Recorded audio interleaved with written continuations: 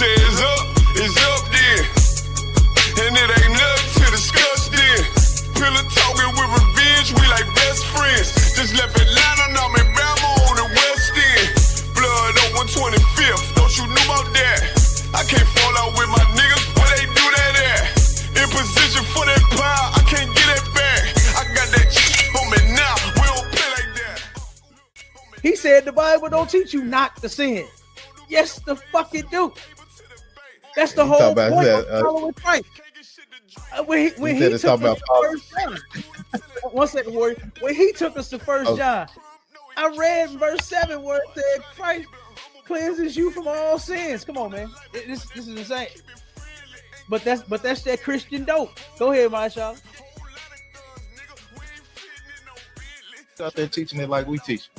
We teach you Christ is a nigga, man. We teach you God is a nigga.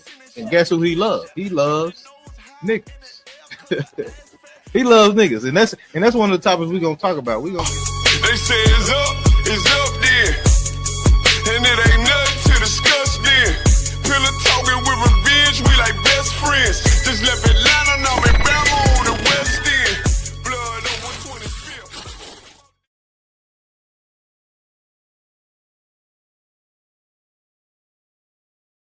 We got 6 people in it. Yeah, hey, I saw you, Marshall, vibe to that Cap McCall. I was about to hit it with you. You know what I'm saying? Hey, man, hey, for real. To be honest though, the ISUPK makes some of the dopest music. You know what I'm saying? I remember listening to like conscious music back in the in the day. Ain't got nothing on the music that's flowing up out of the ISUPK. All right. But we are back. I say that as if we ever left. You know what I'm saying? Shalom Israel. We in the building, and y'all know who it is. You know what I'm saying? And look, I got another heavy hitter in the building with me. Y'all know who I am, Captain K, the Goggle Boy of the ISUPK, up under Commanding General. And then we got the mighty. Look, he special guest. He's special nigga, but he ain't no special guest. You understand? Because he been rocking with us forever. You understand? He been rocking with Commanding General Hunter for a long time. You understand? But Officer Tazayad in the building. You know what I'm saying? Officer Marshall in the building. There, right? Get it, brother ahead.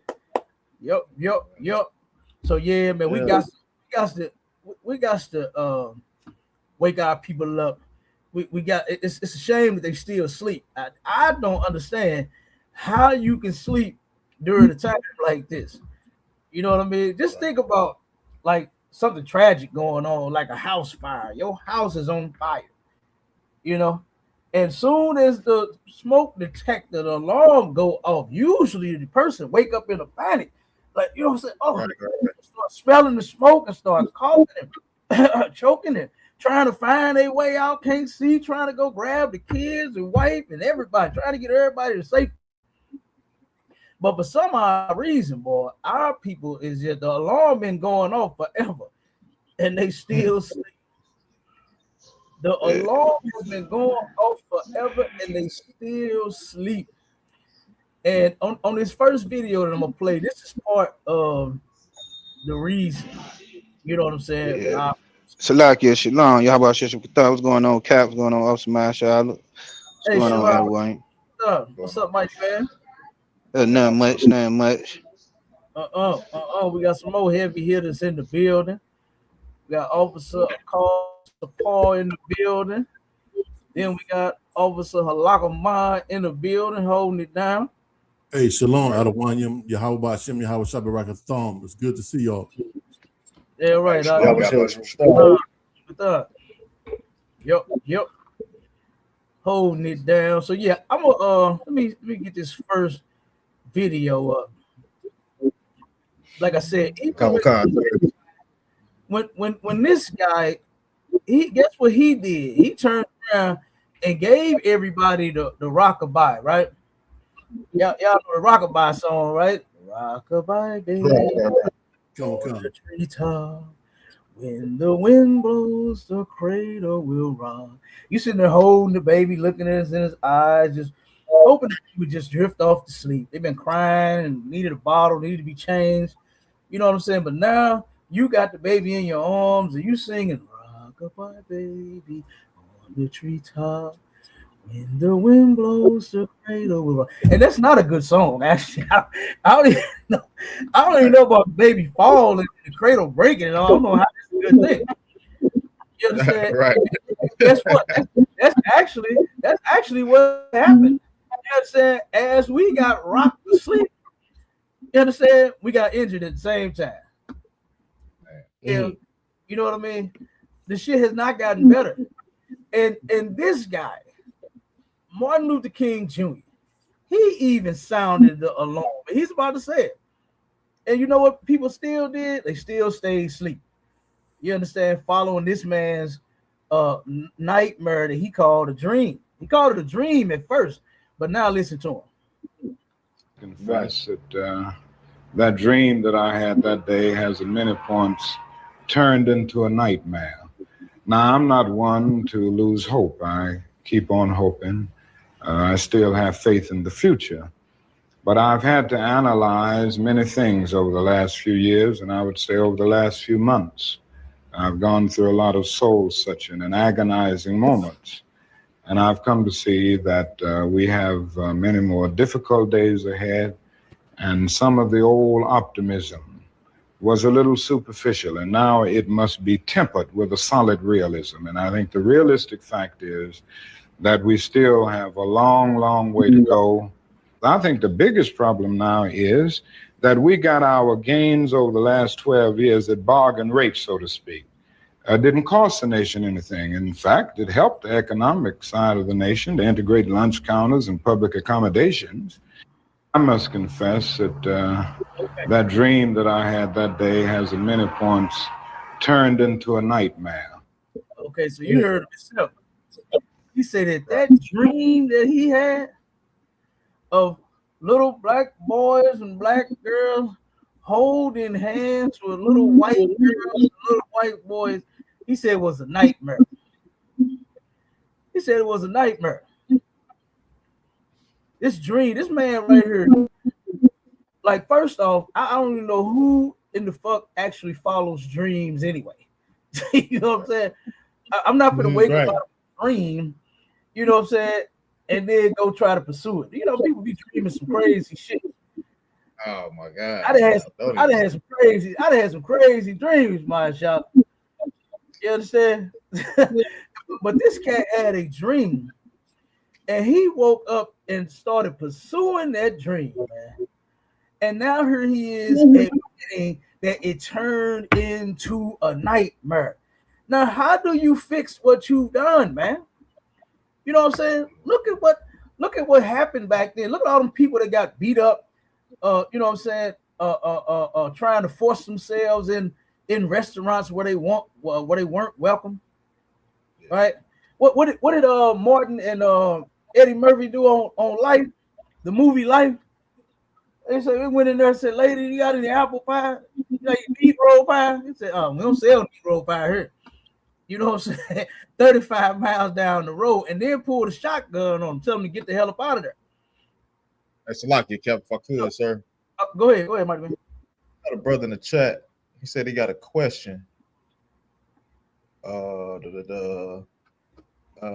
ahead. What is it? The high Salah. If you got a question, brother, put it in the chat. We'll address it. I see one on TikTok too.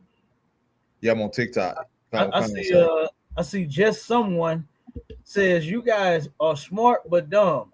You guys can't read in context. Salvation is for everyone. It's clear. Hey, damn.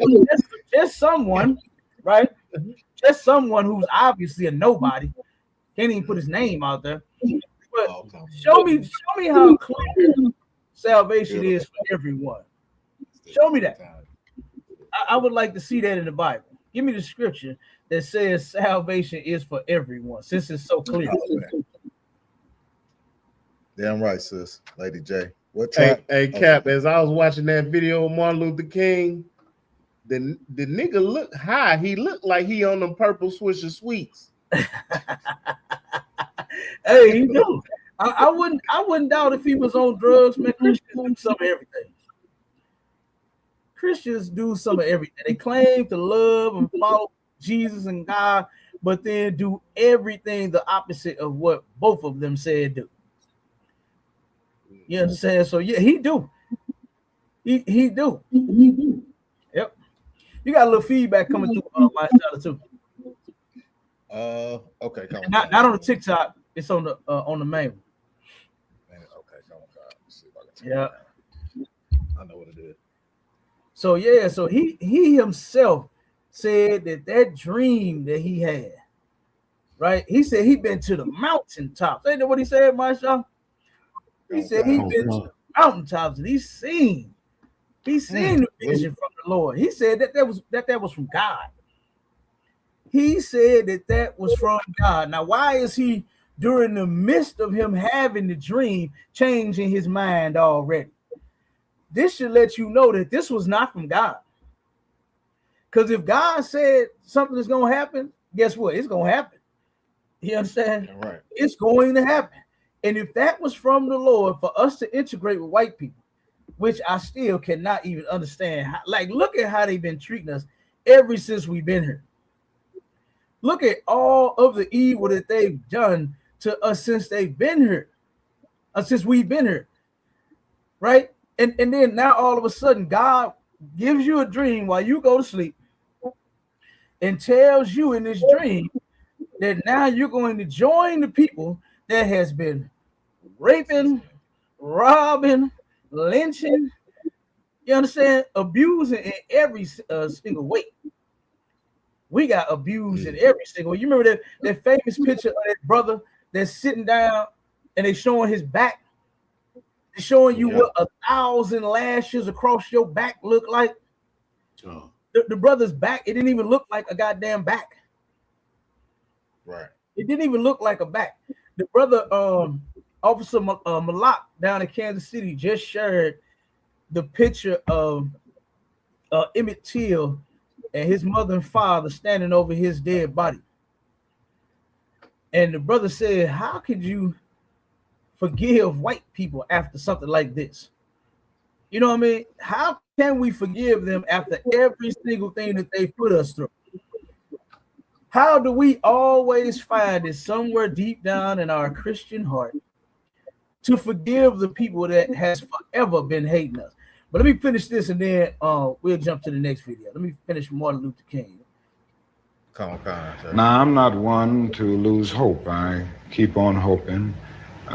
Now, why didn't you lose hope as you see your dream is failing? You just said it turned into a nightmare. So why didn't he turn around and direct the people in the right damn direction and say, you know what, man, I was wrong. This shit right here, that ain't gonna work. It ain't gonna never happen. It ain't gonna never happen. And you know what, y'all? Let's remain separate. Let's continue doing what we're doing in our community. Do you know? I know you remember Mashallah, but when DMG, when I had you look up the statistics, I mean not the statistics, but the fine facts on us having our own transportation during the civil rights movement, right? And when he really thought he had, so he missed the whole point of why I brought it out, right? He turned around and said, Cap, you do realize that the carpooling and everything that was set up by Martin Luther King. And I'm like, light bulb. You know what I'm saying? Lamont, you big dummy. That's what a light bulb was supposed to set off and say, damn, wait a minute. If he can organize all of us together to make sure that all of us can get to work, why do we need to join them? Right. Mm-hmm. Black folks started the first goddamn Uber and Lyft. Right. Go. They started that shit. So why do we need them? If you say, hey, who got cars? Everybody's that got cars, raise their hand. Who willing to pick people up and drop them off? Right. You understand? I am. They organize, find out which way you going, what direction you heading in, where you coming from, where you stay. All right, you can pick up so many people. Okay, well, get these folks right here. Y'all got to be to work at 8. They got to be to work at 7. So I'll be there to get you at 6. You understand? They put that shit together. So why didn't he turn around while he was seeing that this nightmare, this dream of his turned into a nightmare? Why didn't he lose hope? Because guess what? That's a good slave hope right there. It's a good slave, man. To hope one day to be joined together with Master. And it ain't gonna never happen, man. As we can see in 2026, they still don't want to join together with us. That's like I could, Cap. 1 second, Warrior. They still unaliving us. They still oppressing us in whatever way they can. Everything can and will be used against a nigga in America. You understand? And I don't see why folks can't see that. But go ahead, Masha.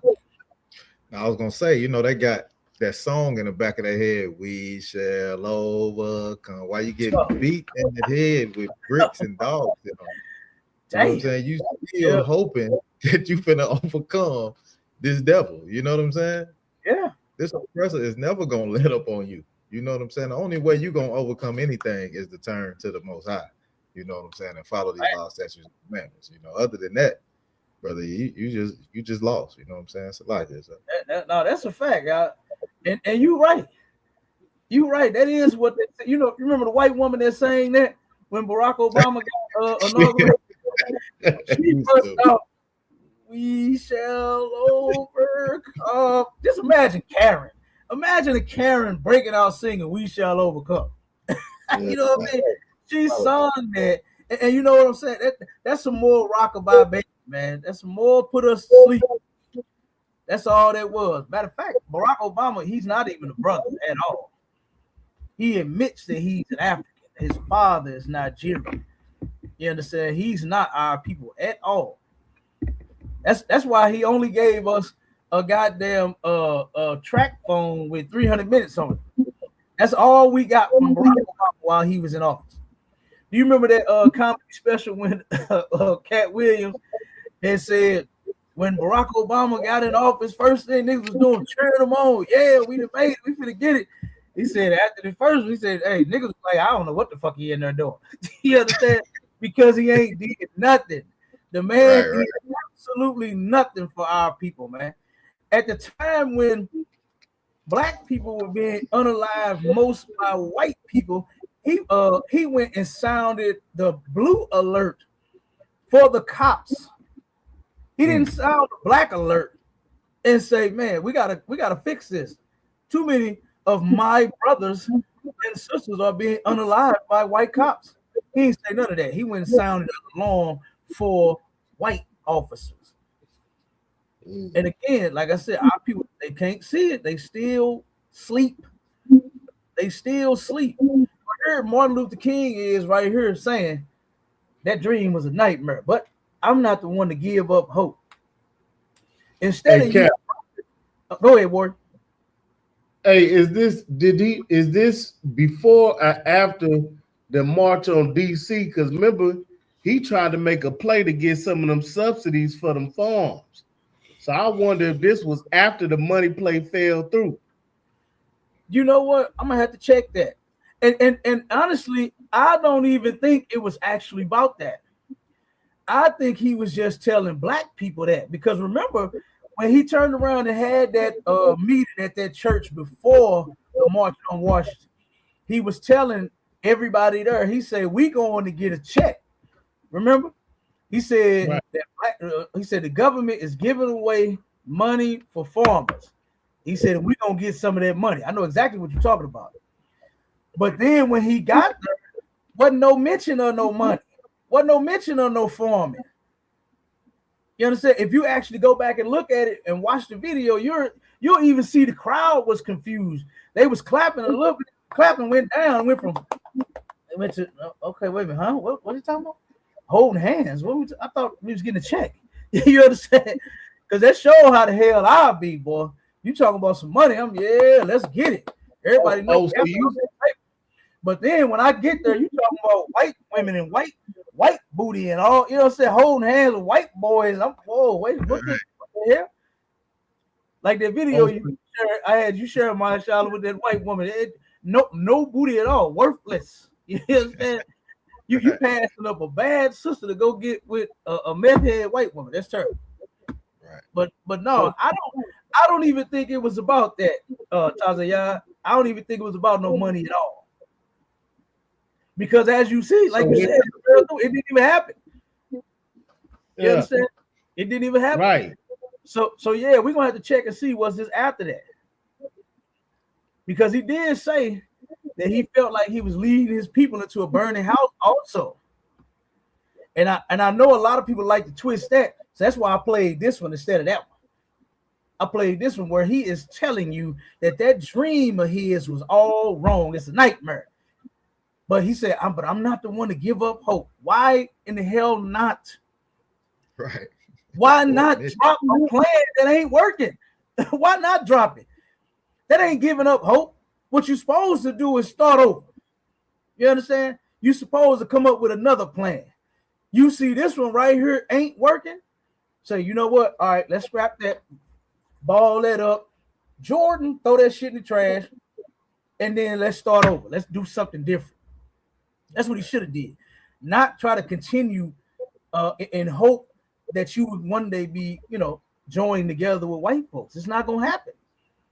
It ain't gonna never happen. But let's hear it. I still have faith in the future. He still got faith in the future. So I guess he saw Nolan Wells at that time, huh? He saw that, huh? He saw all of the police beatings and unalivings from brothers and sisters that haven't even committed crimes, got pulled over, claimed that they saw a gun. I got another video that I want to try to play too, where the cops on the camera, on their damn camera, they are devising a plan as to why they hurt this young brother and broke his damn shoulder, and I think his back or something, an arm or something. They did something. Mistaken, I did. A white mother had a child, I believe, with a Hispanic man, and they claimed that they was looking for him. They was looking for this child, and they ran across a little brother, a little black kid. And the mother said, "Yeah, rough him up, scare him, rough him up a little bit." That's what the white woman said. This is why. Let me say this. I know it's kind of off topic, but this is why none of us should be having children with white people, man. Right. No brother should be having, and I'm talking, when I say brother, I'm talking about black or Hispanic, should be having no child with a white woman. No sister should be having no child with a white man. Right. They're going to mistreat our children. So she turned around and told the police. Now, you know the police is notorious for unaliving and oppressing black and Hispanic people. Why in the hell would you sick a dog on your goddamn son? It's because she hate him. You understand? She hate her own damn son. Why? Because she know that that's not her people. She know that child that she gave birth to is a Hispanic child. And nobody gives a damn about Hispanics other than Commander Junior Hanna and the men that follow him and the women that follow him in the ISPK. We are the only ones that seem to give a damn. Nobody else does. Right? We're expendable to everybody on the earth. Right. So, but on that video, they were saying, "Oh, you know what? I think I saw a gun." That's what they said. I thought I saw a weapon. I said, "God damn!" This little brother, he got down on his knees, got his hands up in the air, and they roughed him up like what the white woman told them to do, but then found out it was the wrong one. And then on their camera said, "I thought I saw a gun, or maybe it was a knife." I'm gonna play that one too. I'm gonna try to get that one in too. Let me finish this one. But I've had to analyze many things over the last few years, and I would say over the last few months. So now he's reflecting, right? He's reflecting over all of the things that he was working towards, right? Black folks joining white people, us being able to eat in their establishment, Mm-hmm.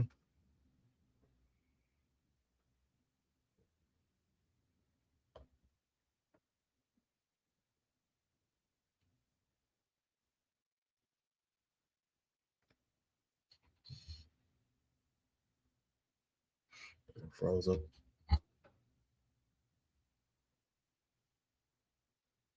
It looked like he froze. Yeah. It's like Cap froze. Salakia, Cap.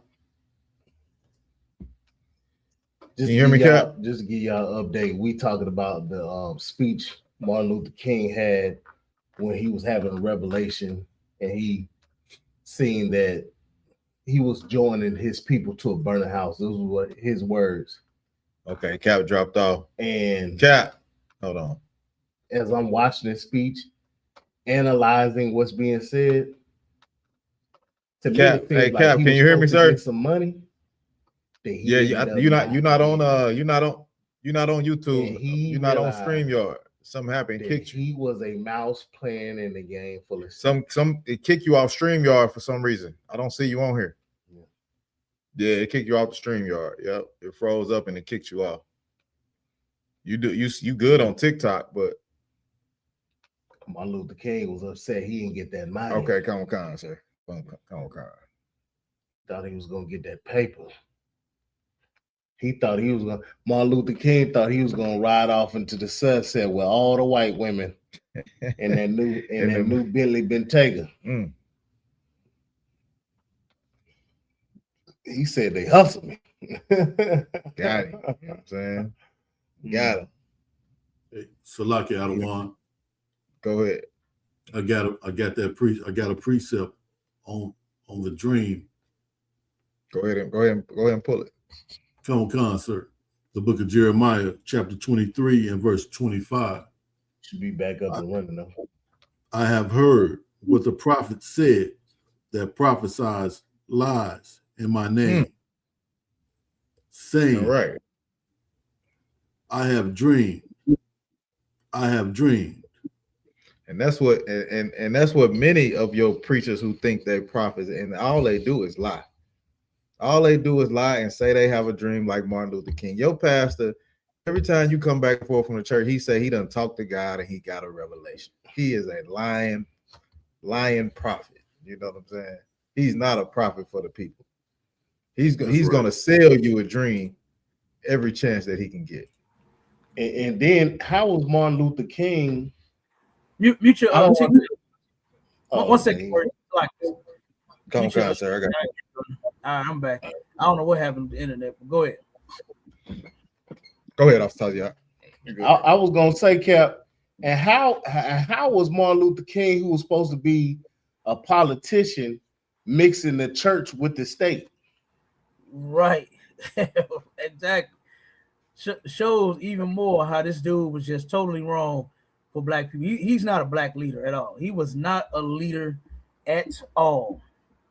Okay, because if you claim to be leading black people, then what's supposed to be your interest is what's best for black people, right? Not your own personal dream that you had, because that was his dream to be laid up with white women.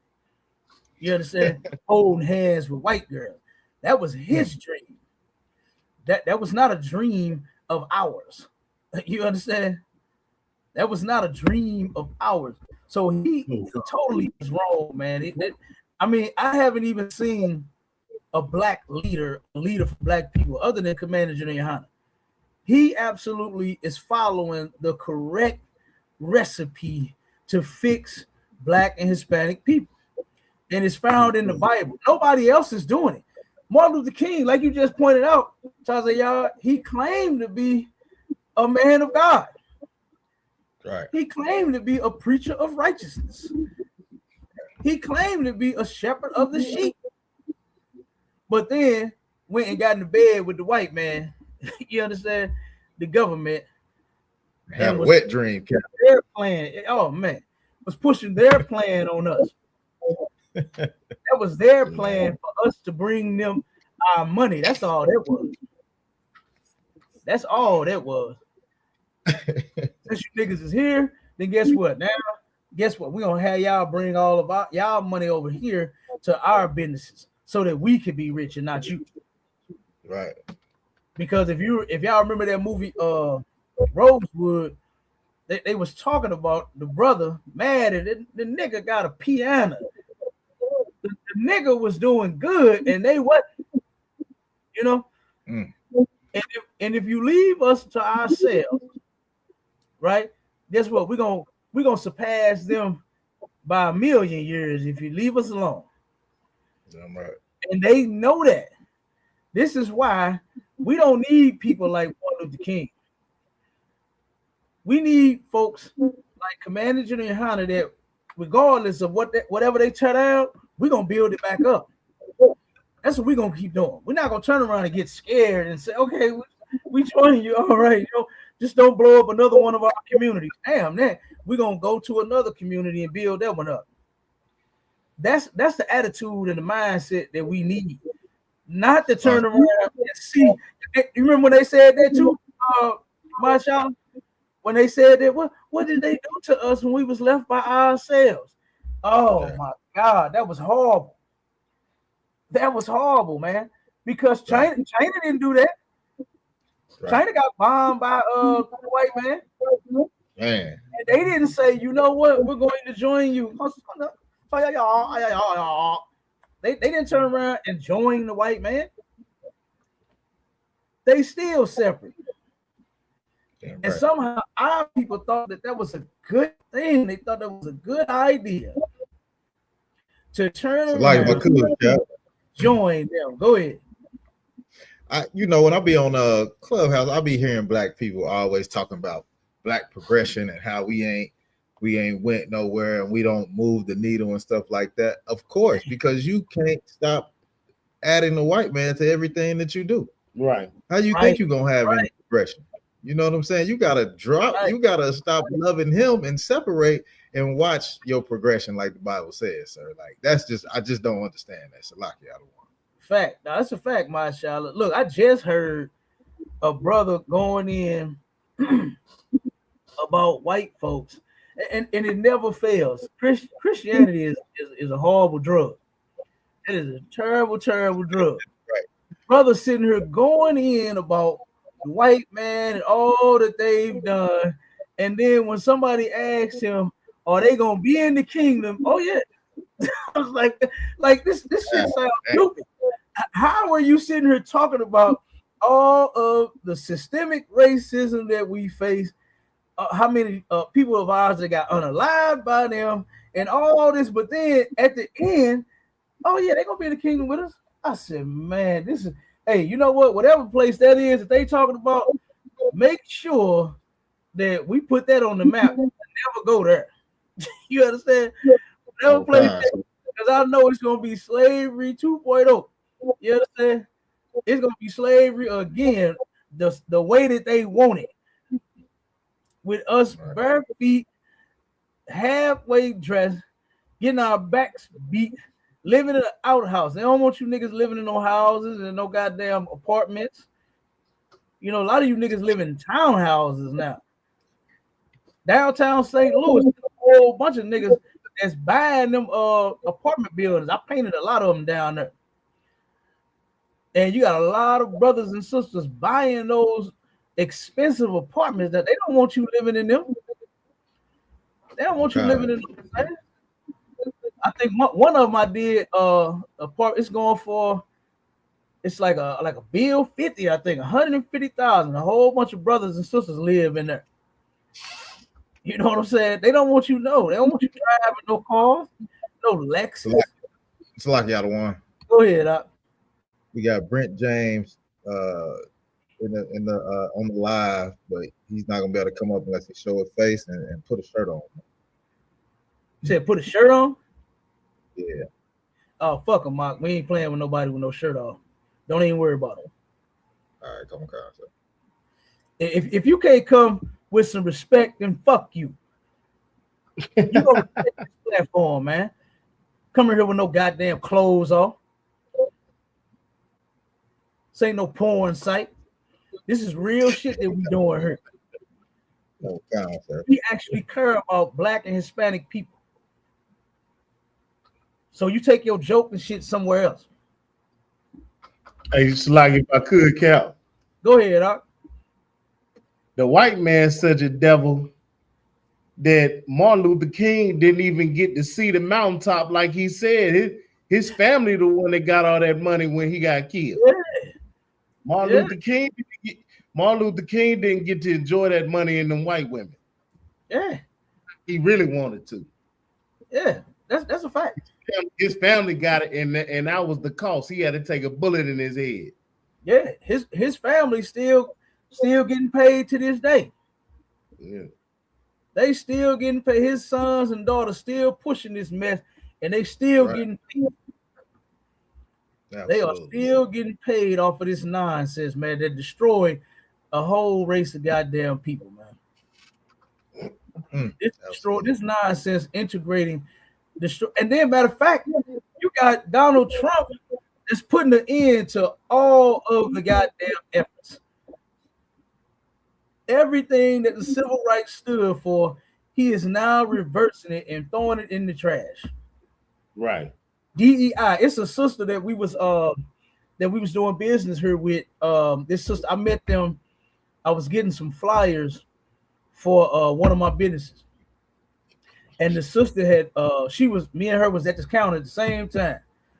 And when they brought me mine, she was in there getting hers. And she saw my flyers, was like, wait a minute. She said, man, this is what we looking for in our program. What she started was they have what they call a Taste of Black St. Louis, right? Mm-hmm. And this sister Aisha, she went and started the Taste of Black St. Louis, right? Mm. And so now the Taste of St. Louis was huge, right? Huge event.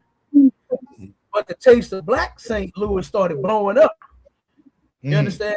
With this sister every year, and every year more and more people coming to this thing. Soon as DEI got reversed, oh man, she had to shut the doors. She had to shut the doors. She couldn't get no more funding. You understand? For her and listen, white people do this all the time. This is why we need to start our own shit. Right. They've been doing it forever. They find ways to make sure that as a whole, we not getting the money. They make sure that. They make sure as a whole, they get the pay. Not us. You understand? And they've been doing that. I got a video on that too, but let me finish Martin Luther King. All right, come on, sir. Somebody said Salaki? Yeah, I was saying Salaki. I said Brent James is in the audience. He got a shirt on now if you want him to come up, sir. Man, fuck him. I said we ain't playing with him. He came in wrong.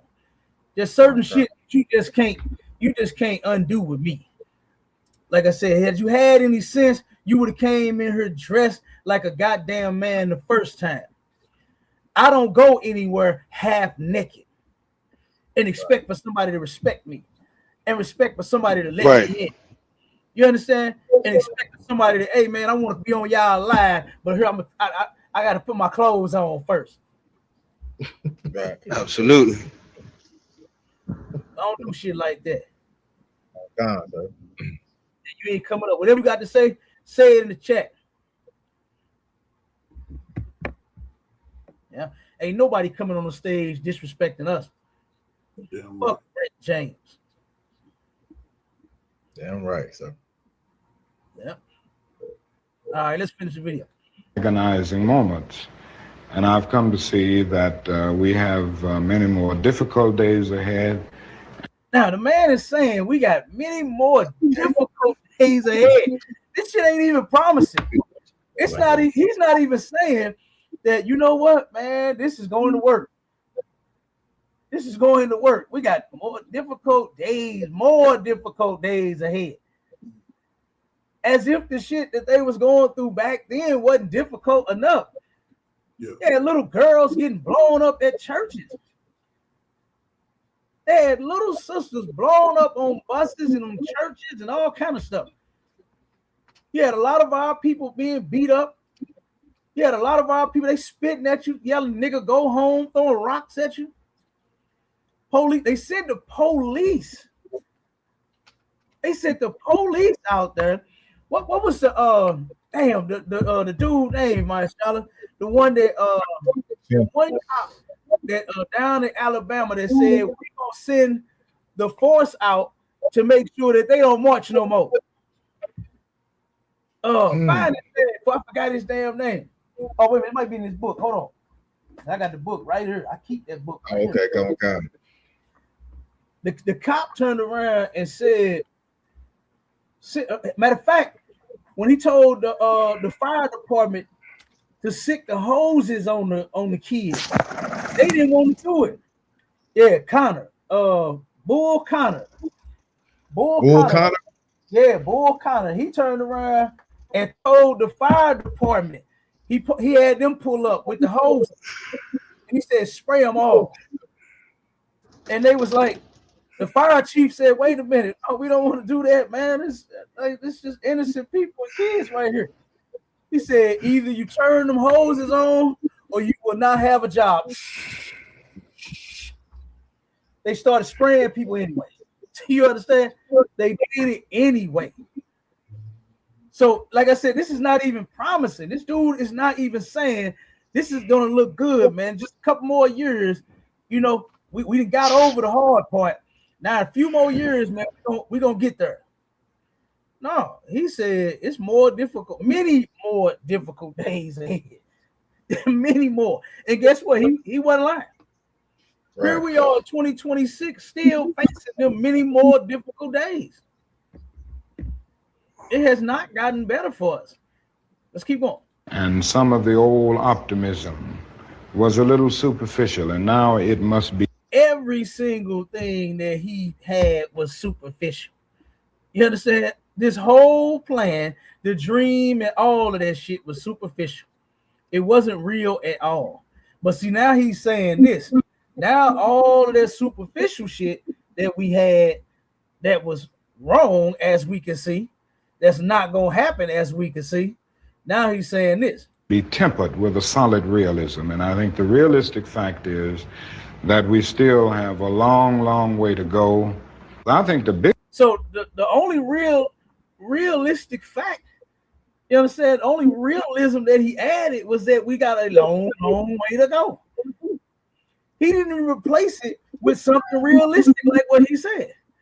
We got to take the superficial things that we had in mind that we see ain't going to work, that it's never going to happen. That dream was a nightmare with something realistic.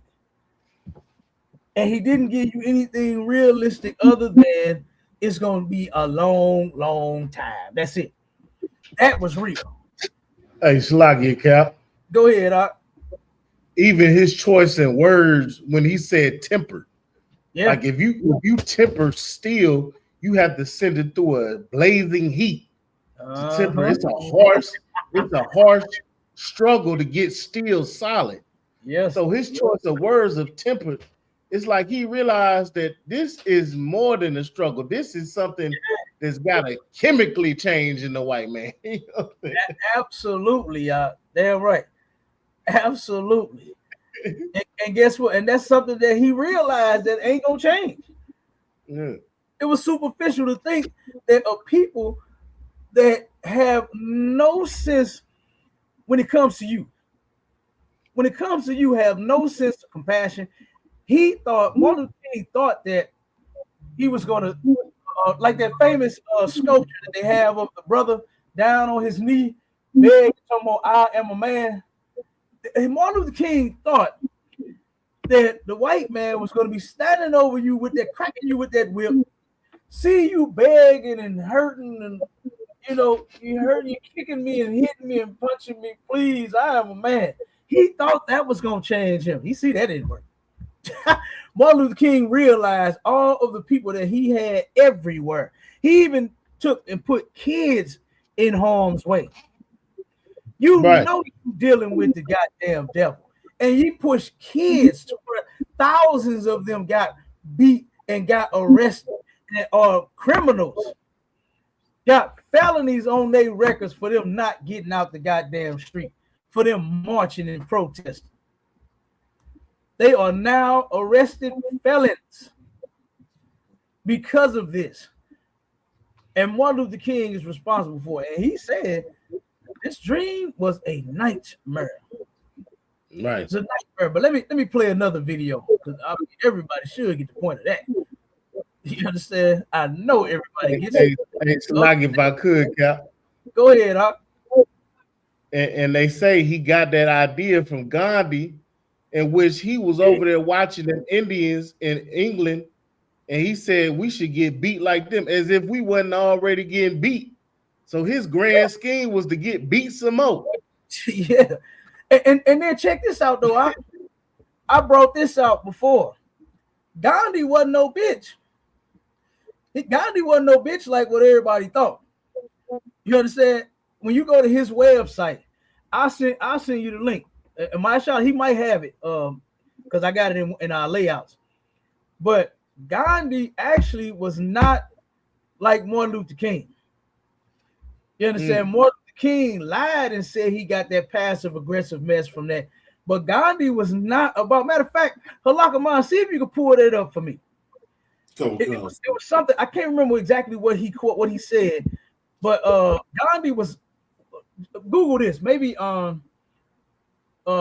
think Gandhi was against the abuse of his people, something like that. See what come up. It's on his website too, because I used that in comparison on another show, to where Martin Luther King and his dream. You know what I'm saying? And because what Gandhi was doing mainly was Gandhi just wasn't eating. You know what I'm saying? Gandhi when he was going around and wasn't getting eaten, but he wasn't with his people being beat on and drugged through the mud like what we've been. You know what I'm saying? So I'm gonna see if the brother can find that. And I'm glad you mentioned that too, because as you can see, Martin Luther King just said the shit that he was thinking about was superficial. And every single thing. Now, I do believe that they paid Martin Luther King to go and study Gandhi. You understand? To where he could be similar to him. But like I said, Gandhi wasn't with that shit.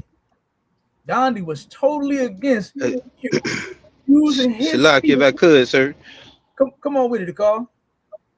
Right. To your point, you know what I'm saying? Gandhi was actually better than Martin Luther King. He did mimic him because they had a picture. He had a picture of Mahatma Gandhi in his home, you know, in the dining room area, which is crazy that he even, you know, modeling a heathen anyway that shows his ignorance. And not only that, Gandhi was a better man in the fact of that when Gandhi died, all he died with was a spoon, a pair of sandals, and a bowl. He was a middle wealthy class lawyer, and he traded in being a wealthy middle class lawyer because it was a group of people in East India that was being oppressed, and he decided that he wanted to, you know, trade in his life for living, you know, being that wealthy middle class lawyer to become poor in order to free an undercast group of people in East India. So he was definitely much better because Dr. King did everything he did for the money, you know. Yeah. And you know, with that I passed, sir, at the water. Yeah, hey, absolutely. Absolutely. Like I said, Martin Luther King, he didn't totally study Gandhi. You understand? He did to a degree. But that passive aggressive stuff, man, that's not of God, that's not of Gandhi either. You understand? To sit and let people just beat on you and abuse you and harm you. You understand? And I hope Halakaman can find that for me, because I'm trying to see how to word that. Because I think even Gandhi even mentioned something about taking up arms. If I'm not mistaken, why shall I find that for me? Why he looking for that? See, Gandhi, Gandhi say to use the use of arms was okay. I'm trying to remember everything that we had brought out, because I know you got it in one of them layouts because it pointed it out. You remember we brought that out about how Gandhi was not like what Martin Luther King said. Yeah, I want to because the brother Tazayah brought that up, and I want to read it. Like I said, I can't remember what layout it's in though. I cannot remember. So, like, if I could, sir, I might got something for you here. Go ahead. It says that Mahatma Gandhi did not believe in physical self-defense using violence or weapons for himself or other practitioners of Satyagraha, which is true force. However, he firmly rejected passive cowardice. Yeah. That's it. Come on. Stating that physical resistance and even violence were far more honorable than running away or submitting out of fear. There you go. There you go. Oh, that's one of them. That's one of them. So Martin Luther King, he decided to up Gandhi one and be a complete bitch. Yeah, absolutely. Absolutely. Go ahead, a lot.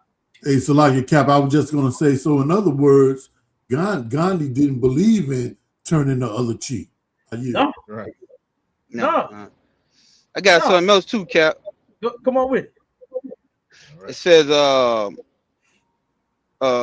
rejection of cowardice, as explained in his philosophical writings on Between Cowardice and Violence, is where you can find this at. Gandhi stated that if someone is not ready for total self-immolation or non-violent resistance, physical self-defense is an honorable act of bravery compared to cowardly submission. Facts. I told you, Gandhi wasn't no bitch like you said, Gandhi was not totally what he claimed he went and got from him. Now, it's one thing to be violent. We know that the white man is extremely violent because he see a people and because of no reason at all will harm them. You understand? The white man hate the color of our skin. He hate our goddamn hair. You understand? Every single thing about us, they hate. I got a video of a white woman telling a sister to go back to her country where she came from with her fat ass. And you should see, and I know the sister was thick as could be, but you should see what the white woman looked like. She ain't got nobody. She ain't got nobody at all. Straight iron board. And talking about the sister being fat. You understand? They go in on us just because of how good we look. You understand? They'll be violent towards us just because of how good we look. So nobody's with violence. Nobody's just talking about just going around being violent. But like Officer Tazayah just said, being a bitch, no, we ain't with that. No, we ain't with that at all. You understand? Just turn around and getting slapped upside the head, like I said, spit on. And they actually had classes where they were teaching people. They were teaching brothers and sisters to get mistreated. Mashallah, find that picture for me again. The one where they had the sister in the face yelling nigga to the sister, trying to teach her to sit there. She's at the library or she's drinking her coffee and she's reading a book and she's going to ignore all of the nigga in her ear. Yeah, did y'all hear that chat? The brother standing there smoking a cigarette, blowing and smoking her face. Nigga, you know what I'm saying? How to be submissive and docile. And he turned around and somebody said something? No lie, sir. Go ahead. Okay. Yeah, so like I said, they turned around and was teaching our people to turn around and take that mess. That's what they was doing.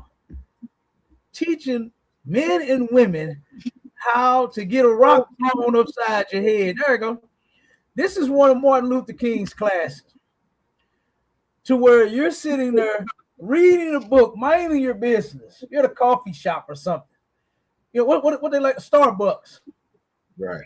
That's Starbucks. They're Starbucks. They're reading. They got coffee and donuts and sandwiches. They chilling, minding their business, and some out of nowhere a white woman comes and pulls the sister hair. Yeah. Calls her a nigga. They teaching them how to take this. Another white come in the way and blowing smoke in their face, and they teaching them how to take this. This is why you see it's another famous picture where the sisters and brothers went into a restaurant and they got eggs and flour and milk and all kind of shit poured over on them.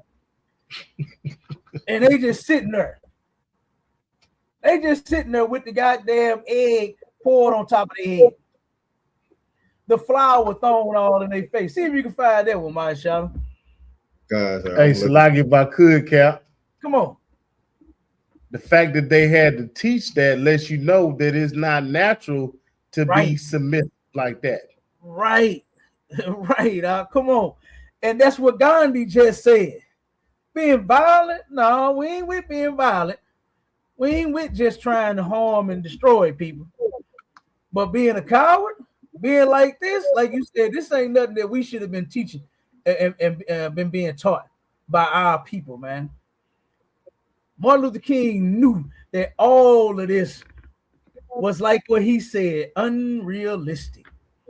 You understand? Salah, yes, sir. Come on. And not only that, like you were saying, a heathen was teaching that. Now here it is, Dr. King teaching black people, which we know that the Bible is for black people, written by Israelites, for Israelites, and the Most High is a man of war. David also said, the Lord teacheth my hands to war. Christ told the disciples, sell everything you got and go get you a sword. You understand? And his commandment also says, thou shalt not kill. You understand? Meaning not just go to unalive, but if somebody is trying to hurt you, you know what I mean? Then you sit there, and you defend yourself. We are not taught in here to be no bitch. Dr. King actually is giving classes on how to be a bitch. Absolutely. Absolutely. There you go. That's another one. That's another picture. Damn right. Absolutely. Here it is right here. That's assault, man. That's what they're doing is they are assaulting them. I don't care if it is a Kool-Aid or water. You understand? If you take water and throw that on somebody, that's assault. And you have the right to defend yourself. All right. But Martin Luther King taught you to just sit there, just take the egg, just take the hot coffee. You understand? Just try to wipe it off before it get on your neck and burn your neck. You know what I'm saying? Like, this is what they was teaching our people, man. This is terrible. And this was not a dream come true, man, at all. This was like what Martin Luther King said out of his own mouth, a nightmare. Right. But then they turn around, and because of ISUPK, we got shirts that say that Martin Luther King's dream was a nightmare. They get mad at us for us saying it, when Martin Luther King said it out of his own mouth. Right. That dream, he said, that dream I had turned out to be a nightmare. God damn. Now, if that ain't enough to make you snap out of it, the man who had the dream told you that it was wrong. The man who had the dream told you it was a nightmare. So like, he said it, and still, for some odd reason, what was the song, Mashallah? We shall overcome.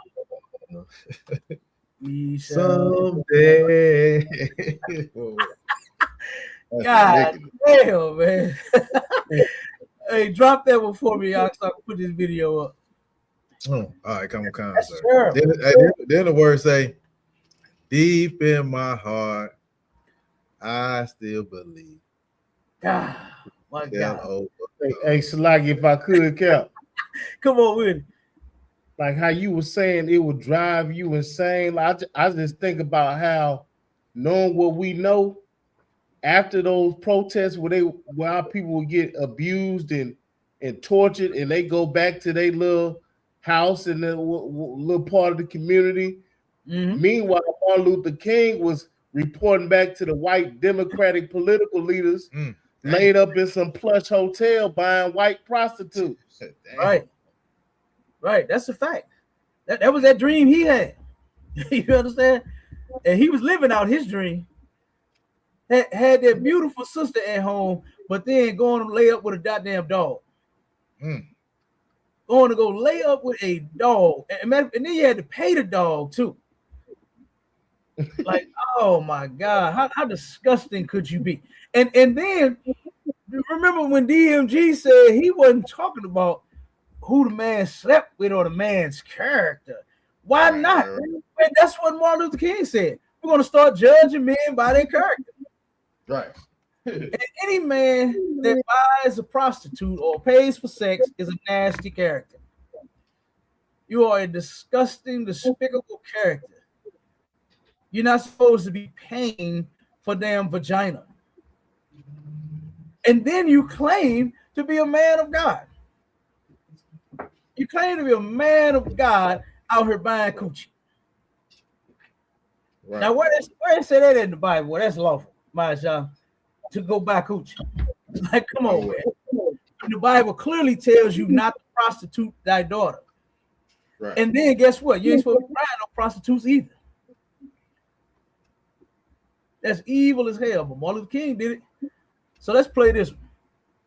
Show you something else. Federal government did not just exclude Black families from building wealth. It actually destroyed the wealth building potential of Black neighborhoods. Through agencies like the Federal Housing Administration, the government rated Black neighborhoods as lending risk. They literally drew maps, and the neighborhoods where Black families lived were outlined in red. That is where the term redlining comes from. Okay, now real quick. Now, I remember, right, my grandfather, he owned a house right here in the city, not too far from the school, maybe 5-6 blocks up, right? And I remember one day sitting there listening to him, and he had his bill in his hand. He had one of his bills in his hand, and he had his head down. You know what I mean? He had his head down. I said, Papa, what's wrong? You know, and he was like, I'm looking at this bill, son. He said his gas bill. He said the gas bill was $900 some odd. He said, I called the company to see why my gas bill was so high. Now, remember what the brother just said about redlining, right? What they told him was he was in a red zone. Now, you know that the brother just said that they take the red line and draw the neighborhoods that we stayed in, right? To make them high risk. Like, for instance, anything. Insurance in the hood is extremely higher in white, our neighborhoods than it is in white neighborhoods. Why? Because we live there. You understand? The gas, the damn water, the sewer, the trash, everything is higher in our community than it is in the white community. So my grandfather, he told me, he said they told him that his house is in a red zone. Now, my grandfather, he wasn't the brightest. Now, he couldn't read, couldn't write, hard working goddamn man. You understand? Owned his own business. His wife helped him run it, operate it. You understand? And they became millionaires off of their business. But what that good old boy from Mississippi could not understand was what made the zone red. He said it. He said, why is the gas higher in what you call this red zone than it is anywhere else? You understand? And he didn't know. He couldn't figure out that it was because it was a black zone. You understand? That's right. Why. Of course, they ain't just gonna come straight out and call it what it is and say the black line in the black zone. That would be too obvious. You understand? But that's what it was. Yeah. And they still doing that stuff to this day. They make sure that we don't get a piece of that pie and that wealth. They make the loans difficult for us to get. You see what I'm saying? To where we could buy a house, to where we could turn around and live in a decent place. They don't do that for us.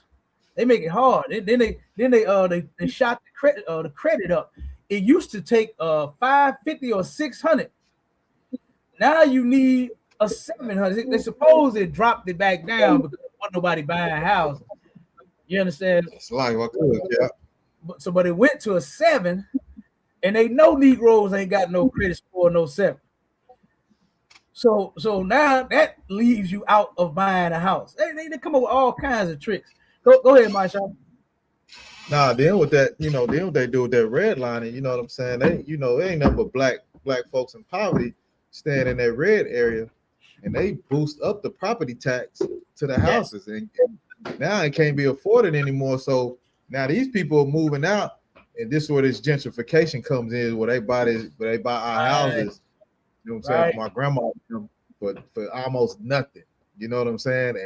And build $1 million home in his spot, and we'll never be able to get that area. I mean, it's a lot of we're in Atlanta, so I've seen a lot of brothers say, man, this area didn't used to look like this, man. This was all our people out here. You know what I'm saying? Now you got, you know what I'm saying, these 500,000, $250,000 houses, you know what I'm saying, in the hood, where black folks used to be. You know what I'm saying? It's a lot.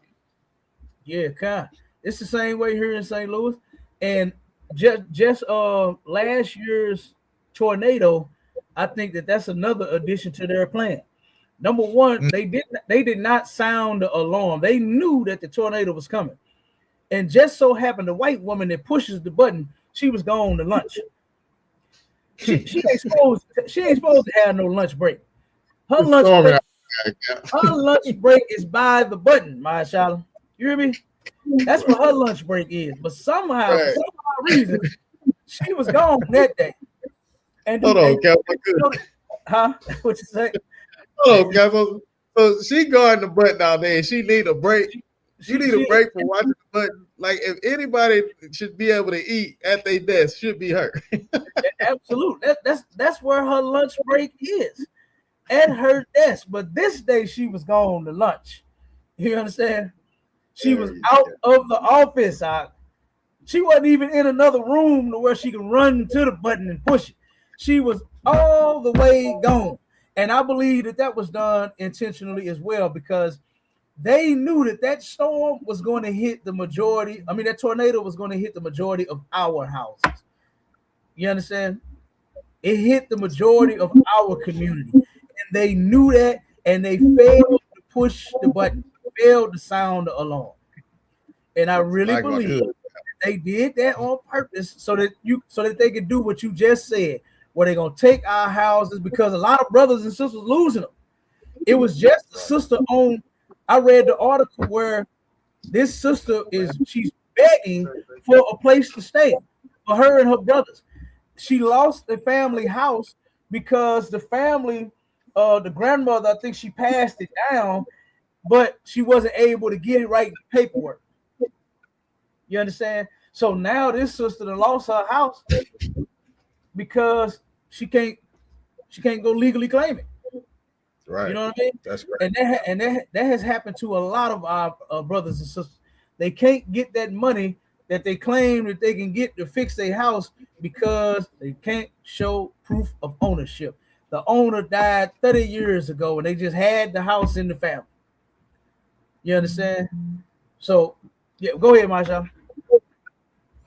Now I was gonna say back to pushing that button. With all that technology, they couldn't have did it remotely. She ain't had nothing set up to where they could. Come on, like just an excuse, Cap. It's just an excuse because they got a whole plan to wipe that area out, Cap. You know what I'm saying? And it's just an excuse. Just people, yeah, come on. It worked. This part of the city is dead now. Me and my cousin was just talking about it, how dead it is. Me and my rib was just talking about how dead it is. It's dead around here. Damn. It's dead, no lie. Straight up. Businesses are steady closing around here. Businesses that was cracking. It's a brother that Steve's hot dog spot that was across the street from the school here. You understand? This brother had to close. He was cracking before that happened. But he had to close doors because nobody was coming to buy dogs. Nobody's in the area. Right. The owner of this building where we got a daycare downstairs, man. He got like 3 students in the class now. He got about 2 or 3 students in the damn daycare now. He ain't got no kids in like he used to have. Because over 5,000 families don't have a house now in the city. Yeah, that's crazy. Yeah. So yeah, that's part of it. They're gonna use that to do what you just said. They're gonna take that opportunity, get all them properties, because they're going around now, starting anywhere where they leaving bricks at, they knocking the building down and picking them bricks up. Yeah. Yep, they knocking the buildings down, picking the bricks up, and they're gonna turn around and rebuild it, like what you said. They're gonna redo this area. That's the plan here in the city of St. Louis anyway, is because white people want to be closer to their downtown. They finna redevelop, they talking about redeveloping the downtown area to put businesses back down there. And of course, you already know they're gonna push ours out, put theirs back in, and they want to be closer to downtown St. Louis. So right here in the city, that's what they're going for. So yeah, I believe that was.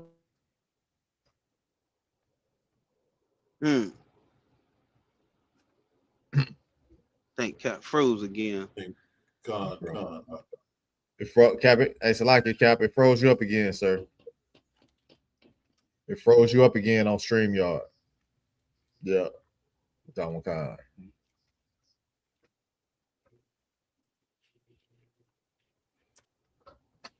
Hey, what's going on, Haru? The champ. You said the champ is here. You the champ? Champ or what?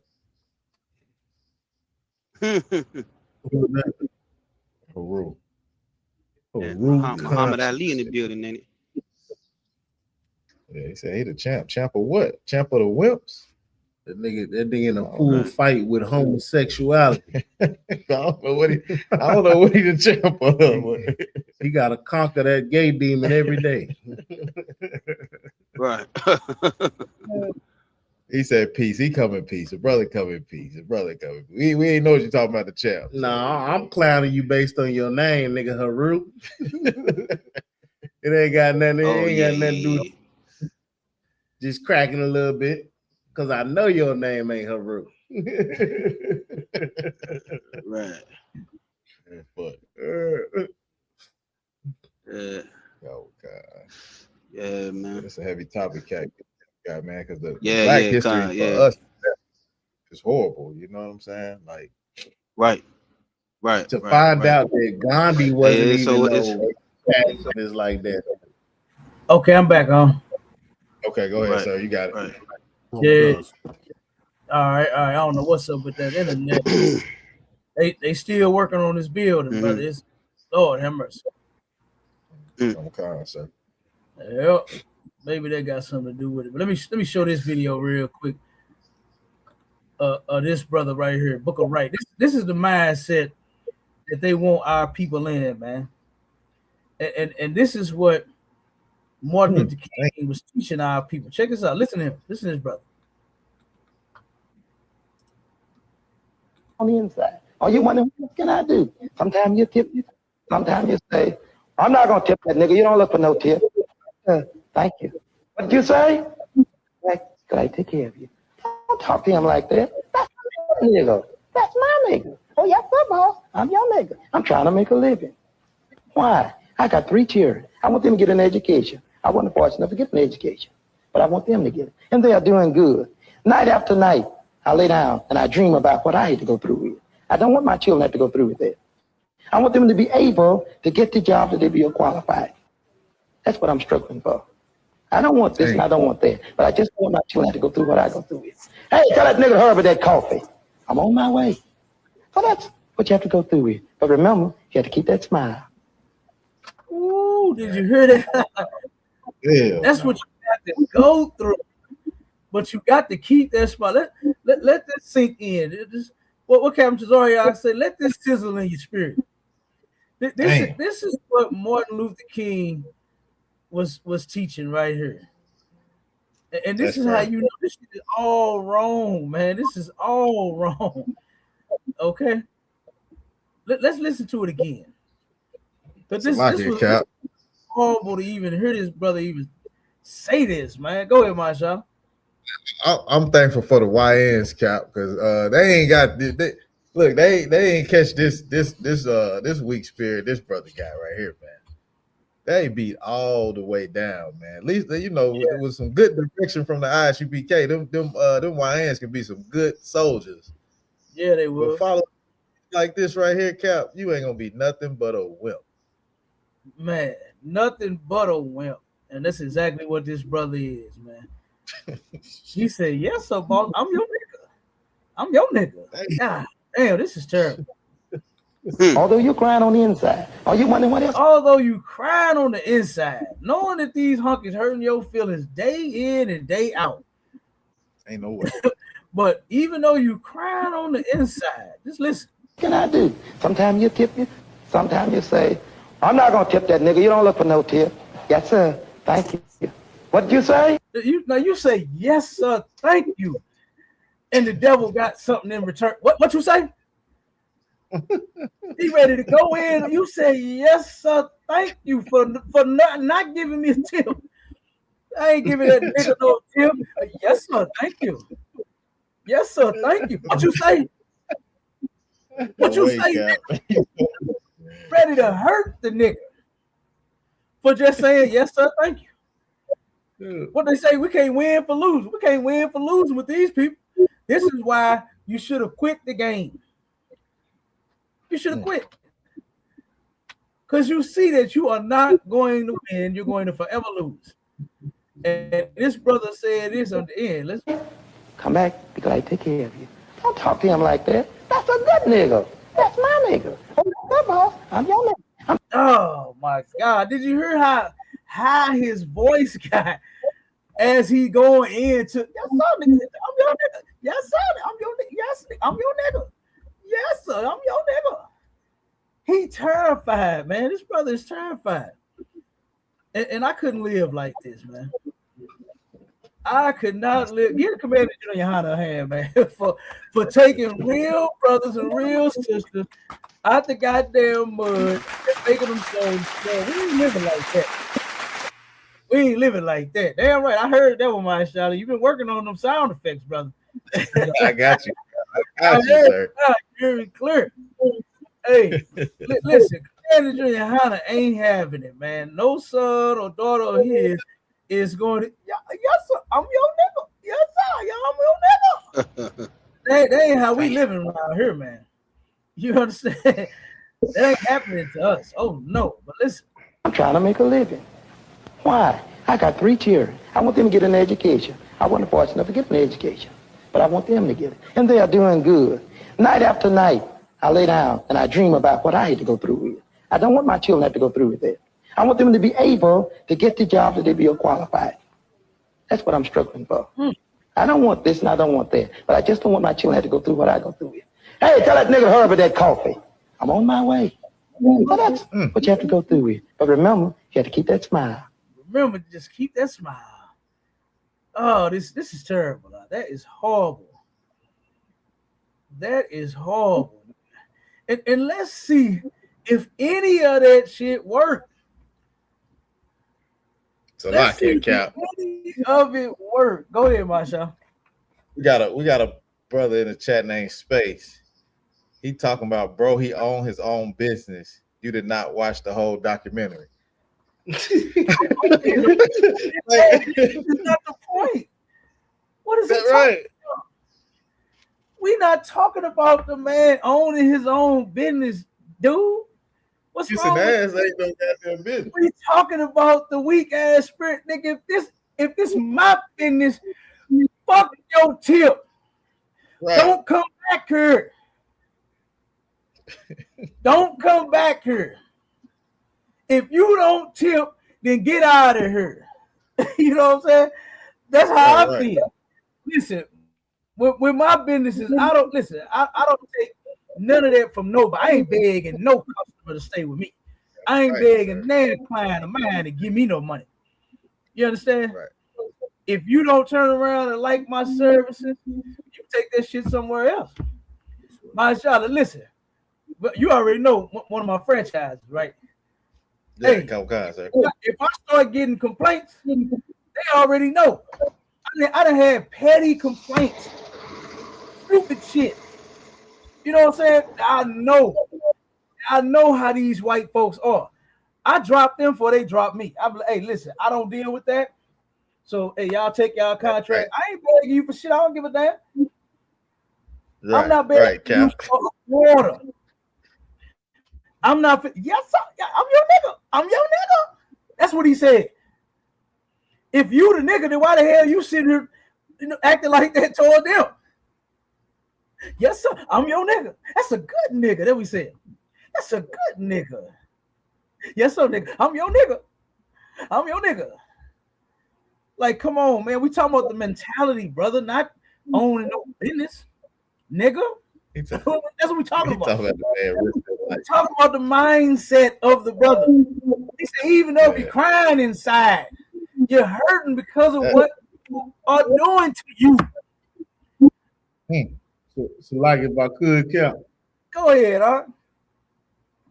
Knowing that's what black people, our people was facing, I damn near can understand the drug dealer and why he would deal drugs instead of being a yes sir, I'm your nigga. I can almost damn near understand why a man would go out and pimp or commit crime or do something other than being an old stetchum, fetchum, skinning and grinning all day. Right. Right, because it don't sound good at all. It's not a good look. You understand? It's not a good look at all. You know, and that's something that the white man devised as well. That's part of his plan too, to take away our businesses, to take away the ability for us to take care of ourselves through our businesses and us patronize his. Everybody started going to his business. Now it's this push for black businesses now. Shop black. Right. We wouldn't have had to do that if we was already shopping black. Right. Had we stayed black back then, if we'd have let Martin Luther King have his white dream, because that was his damn dream. He said it. That was his dream to be laid up with white women. So if we'd have been staying black and shopping black, remember that video that we played, Mashallah, to where the black community down in Mississippi all came together to store food for everybody. Right. To where a family of 5 could eat for a year. They used to store that much food. The whole community came together. The women was cooking the food. The men was keeping the fire going so that the women could cook. The women carrying the food and the brothers is carrying it away, putting it up, storing it. So that families of 5 didn't have to pay for no goddamn food. So if we'd have stayed black, we wouldn't have had these issues. To where this brother, I just said the alarm is going off and he's still asleep. The brother is focused on him having a business versus his mindset. He missed the whole point. The whole point, Cap. The brother missed the whole point. Salakia, Cap.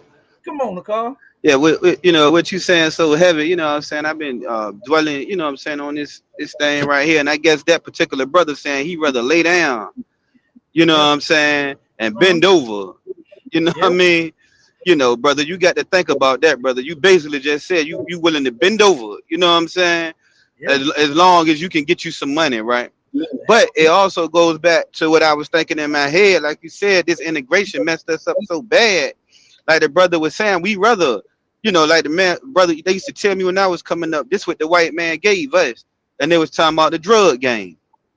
You know, basically, you don't have no other opportunities in life. If you want to survive out here and if you want to eat, young brother, this is what you got to do. Right.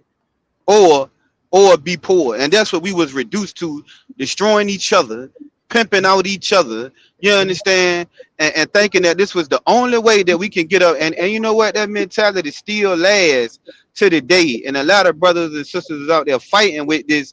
You know, there's some of us don't want to do the things that we doing. We don't want to keep jeopardizing our freedom, you know what I'm saying, going to prison and things of that nature. But brothers don't got nothing else that they know how to do to get up out of this oppression and poverty. A lot of us is just trying to find a way, a solution, you know what I'm saying, to be able to survive and comfortably feed our children and things of that nature. And I think, Cap, what you touching on, the people would like to hear a little bit more, and myself, about the solution, you know what I mean, to get back, you know what I'm saying, that where we was at concerning, you know, some of these topics. We poor in our finances. We don't know how to, manage our money. A lot of things, obtain housing and all of these different things, Cap. And I think it's just a heavy topic that we need to be educated on how to get back to that, if you could. Right, damn right. And guess what? The way that you're going to start that off is by separating from them. You got to take your spirit out of America, man. You gotta listen to Martin Luther King say that his dream was a nightmare. You gotta actually hear the alarm and wake up and see that it was all wrong. Martin Luther King said it. It's a nightmare.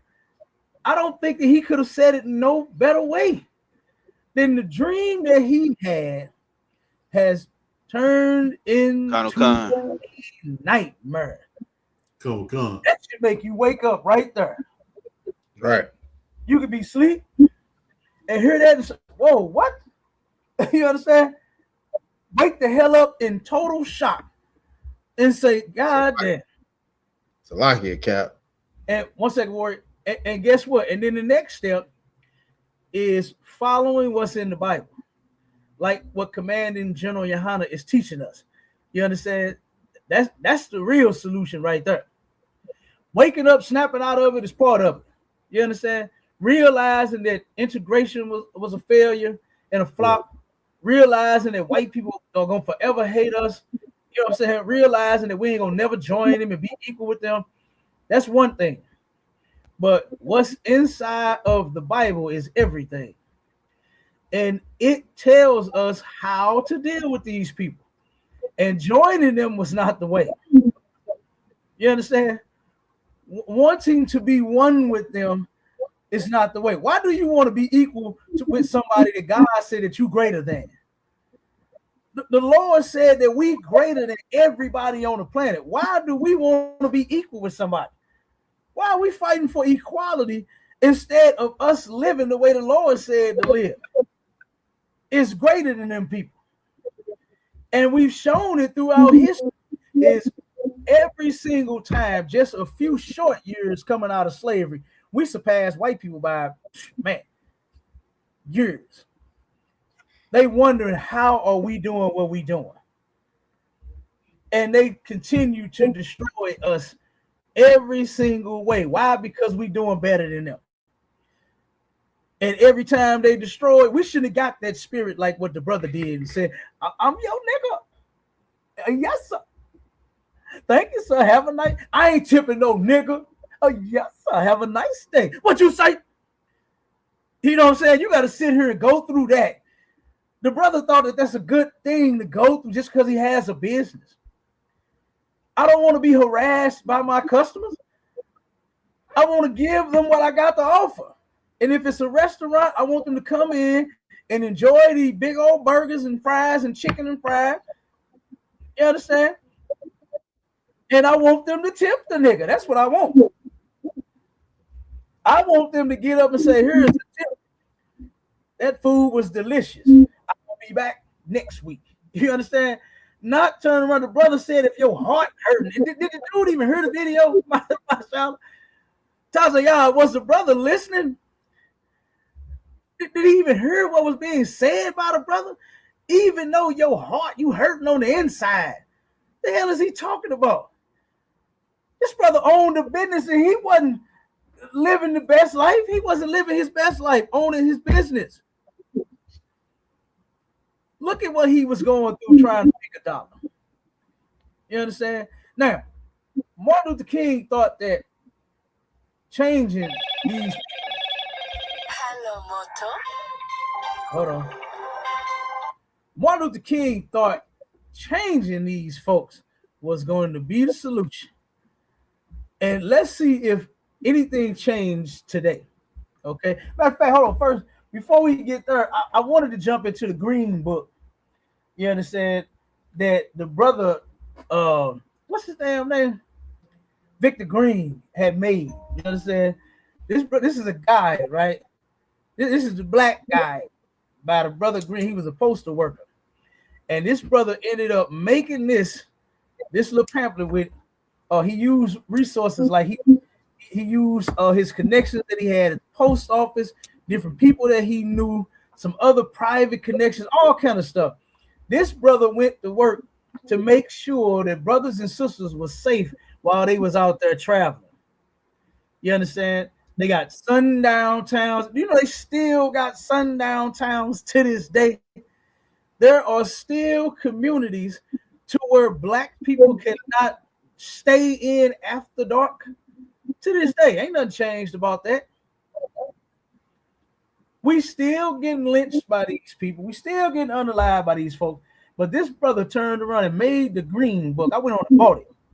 You understand? And it's got different businesses in there to where wherever you travel, and if you in Alabama, Connecticut, Columbia, Washington, Florida, Georgia, Illinois, Kentucky, Louisiana, Maine, Maryland, Massachusetts, Michigan, New Jersey, New York, North Carolina, Ohio, Pennsylvania, Rhode Island, South Carolina, Tennessee, Virginia, West Virginia, and summer resorts.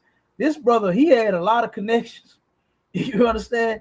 In order to get this list and this little book of businesses and safe places for black and Hispanic people to travel. You understand? So, but I just wonder, why do our people know that this stuff happened? Know that this is a real thing. This ain't nothing that we just making up. You understand? We're not making up anything on white people. These are all things that they taught us. It used to shock me when I was going to school and how the only thing that they taught us that we was slaves in history class. Anybody else experience that? In history class, that's all they taught us, was we was just slaves. They taught us how they used to beat us. This is in school. They taught us how they used to rape our mothers and our sisters and our aunts and grandmothers. They taught us all of this in school. That's all we were, was just slaves. Nothing more, nothing less. And then you have our brothers, like the brother that commented and said, I missed the point. when clearly he is missing it. You understand? Us being joined together with white people, even by the man who tried to organize it all, said it was a failure. During the midst of it, mashallah, that's why he was alive. This wasn't nothing that was thought of by somebody else after he died. He realized this himself before he died, and he said it. He said it was a nightmare. All right, but let's see if anything changed with white people to this day. Let's see. All right. I mean, would you use the N-word out of interest? Yeah. You would? Mm-hmm. I do quite frequently. You use the N-word quite frequently. Well, why? Other than the fact you're a despicable racist. Are you? I use the N-word quite frequently. Wait a minute. This is 2026. And the same way we was called niggas way back then on the movie Rosewood, when the white woman lied and said she got raped by guess who? She said, nigger. That's what she said on that movie. The sheriff, guess what the sheriff was hitting at? The white sheriff was hitting at. The deputies was hitting at. He was looking, he had a look on his face. He was like, no, I don't know if we want to pursue this. But because she said, nigger, they pursued it and unalived every nigga they ran across. All because a white whore lied. And you know that happens so many times. The brother, right. Me and the brother DMG, we was having a discussion about white people and their dealings and how innocent brothers are in prison by dealing with, white girl getting lied on, saying that they raped them. And DMG had a story. I'm sure he had told it before, but he ended up getting put in the mix where he stopped some brothers. DMG stopped, I think it was like 3 or 4 brothers from running a train on a white girl at school. DMG turned around and said, "Hey man, y'all don't want to do that, dog. Not no white man. Y'all better think twice. Something bad gonna happen." So the brothers did not do it. You know what the white girl did the next day? She went and cried for niggers. And guess who was included in that? DMG. And thank God they had a camera. The brother would probably be in jail. DMG probably would be in jail had there not have been a camera to witness him stop this white whore from giving her body away to 4 or 5 different brothers. He was looking out for those brothers and told them, man, don't do that, dog. Don't be dealing with no white girl on this level. Don't do that. And she lied and put him in there and said he did it too. She lied and said he was one of the assailants. God damn. And here we go. Do you think that you finna change these people? Do you not hear how comfortable she is? Even when Piers Morgan called her a despicable racist, did she budge? Look at the evil in this white bitch face. Did it even bother her? I don't even think she blinked at all. Listen to it. Watch it again. I mean, would you use the N-word out of interest? Yes. Yeah. You would? I do quite frequently. You use the N-word quite frequently. Well, why? Other than the fact you're a despicable racist. Are you? Some would say I am. I guess according to the ADL, I'm a white supremacist. I'm a neo-Nazi. Yeah, well, if you use the N-word repeatedly, you are a racist, then, are you? Are you? Sure, I'll embrace that. If that means forwarding, helping white people achieve freedom of speech, real freedom of speech. Do you hear that? So you achieving white freedom of speech, it has to be accomplished by calling black people niggers? And you think you're gonna change these people? Marshall, do you hear this? Did y'all just hear this? She just said, if that's what I am, then hey, I'm gonna embrace it. Guess what? All of them embraces it. Every last one of them embraces being a racist and hating black people. Every last one of them do. You understand? Ain't no shame in their game when it comes to hating us. And she just said it.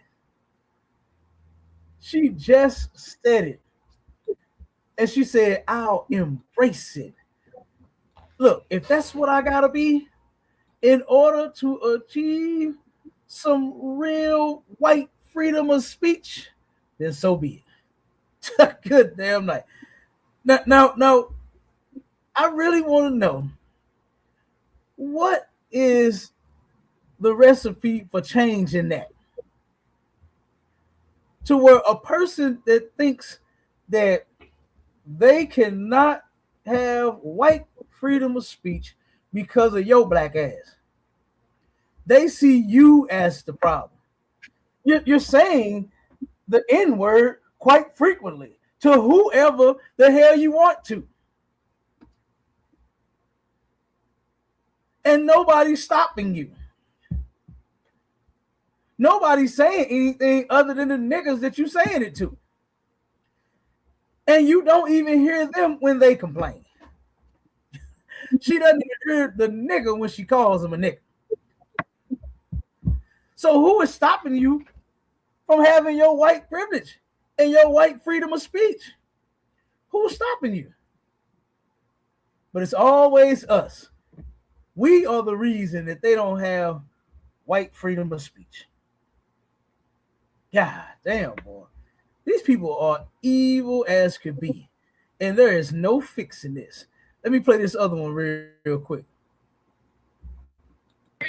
This minute-long cell phone video shows an encounter between customers at the Bonefish Grill in North. And the audacity right here to come at our table and tell us that we are the rudest people that she has ever met. Look at her. Then the woman, who we now know is Nancy.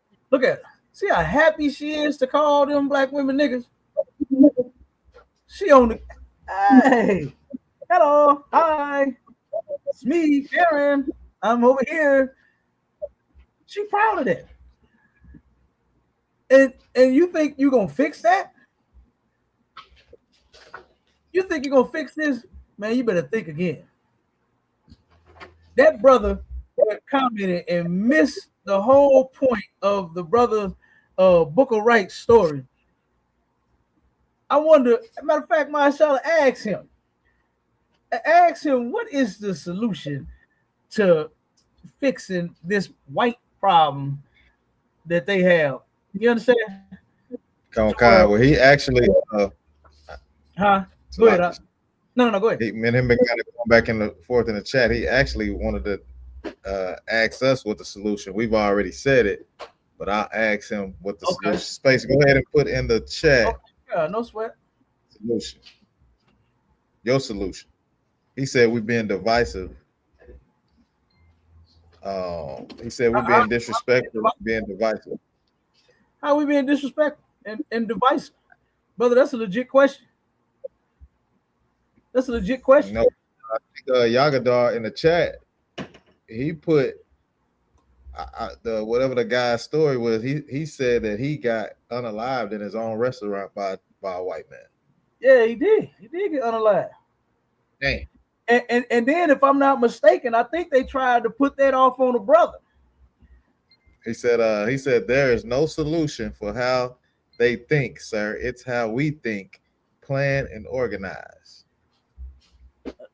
Okay, now that's somebody in the UPK said that, right? Nah, that's what he said. He said that's what Space said. Wait, hold on. Wait a minute. Brother that missed the whole point. Yeah, that's what he said. So why is he arguing with us instead of joining us? Instead of saying you brothers are right, ain't no fixing this. Right. Let's come together. Brother, you need to contact the ISUPK because that's absolutely what we're doing, organizing and coming together in here, right, versus joining them. We know ain't no joining them. We learned that from the past. We learned that from the past. We learned that from Carmelo and you understand? You can't even play sports in high school with them. Okay? We learned that from Nolan Wells. You can't even go on an island and go to a party and try to kick it with them. You understand? We done learned that from so many different examples of our brothers and sisters being unalived by these folks. So, brother, you should be joining the ISUPK. You should be getting in here since you know that it ain't no joining them. Right. That it ain't no solution. You know what I'm saying? To fixing them. It's not going to work. It's just not. But listen to this. Let me play this and then we'll go on. He still don't get it, sir. He talking about how many people can you hire. That's all he care about. Damn. He care about David. That's all he care about. He don't care about nothing else, guy. Do you know how many people Commander Julian Hunter done hired, brother? Thousands of niggas. What are you talking about? Yeah, he don't get it. Damn, no, he don't get it. He one of the ones we talking about. He one of the ones that cried because white people call him a nigga. He one of the ones get his feelings hurt because white people don't like him and don't accept him.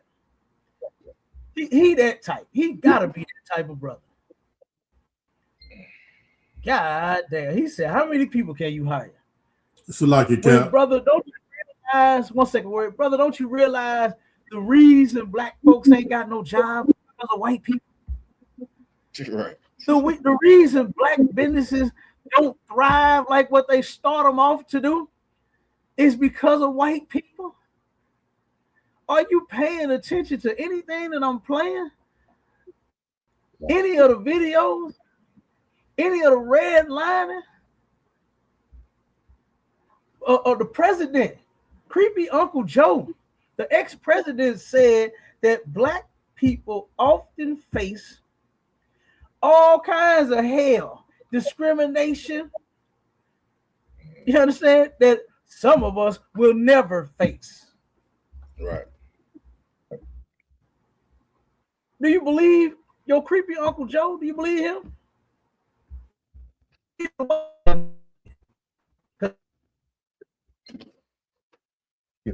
How many people can you hire?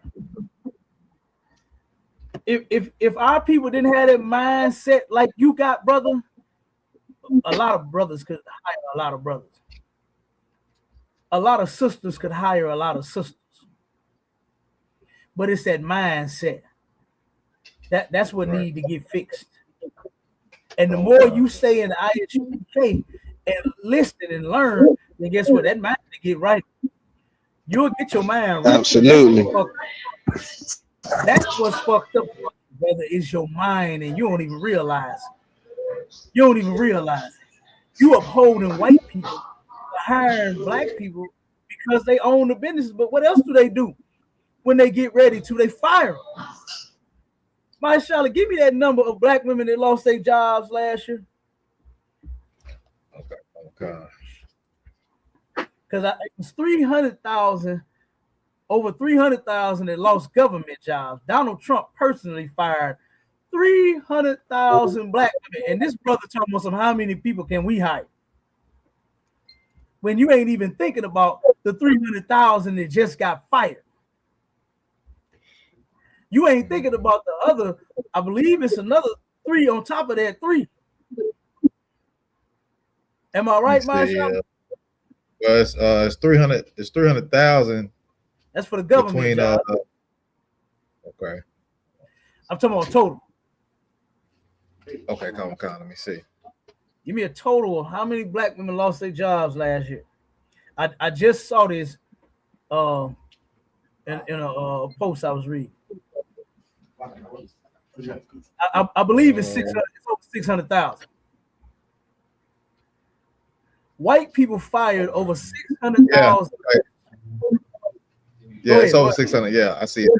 It says in January. Go ahead. Are you at January 2020? So January 26, 2026. Between February 2025, between February to December, roughly 600,000 black women lost their jobs, driven largely by federal workforce reduction and the corporate DEI eliminations. So brother, what is your solution to that? Huh? How many of them sisters can you hire, nigga? While you asking me. Right. Which one of them you hire? Over 600,000 of them need jobs, brother. White people fired over 600,000 black women last year. How many can you hire? Let's see if he answered that. He said, no, he trolled. He said all of them. See, stupid nigga. Yeah. He ain't got no solution. Right, you are a waste of time, brother. And it's sad that you like that. The shit that we facing here, you just admitted to it. But then you gonna double down like a little bitch, like what Martin Luther King wants you to be like. That's what Martin Luther King wanted you to be like. That's what the brother Booker Wright was like. The white folks fucking bitch. A fucking pet. To where you ain't talking about organizing with no brothers for real. You ain't talking about coming together to do nothing for real. Talking about you can hire all 6. You probably ain't even got no job.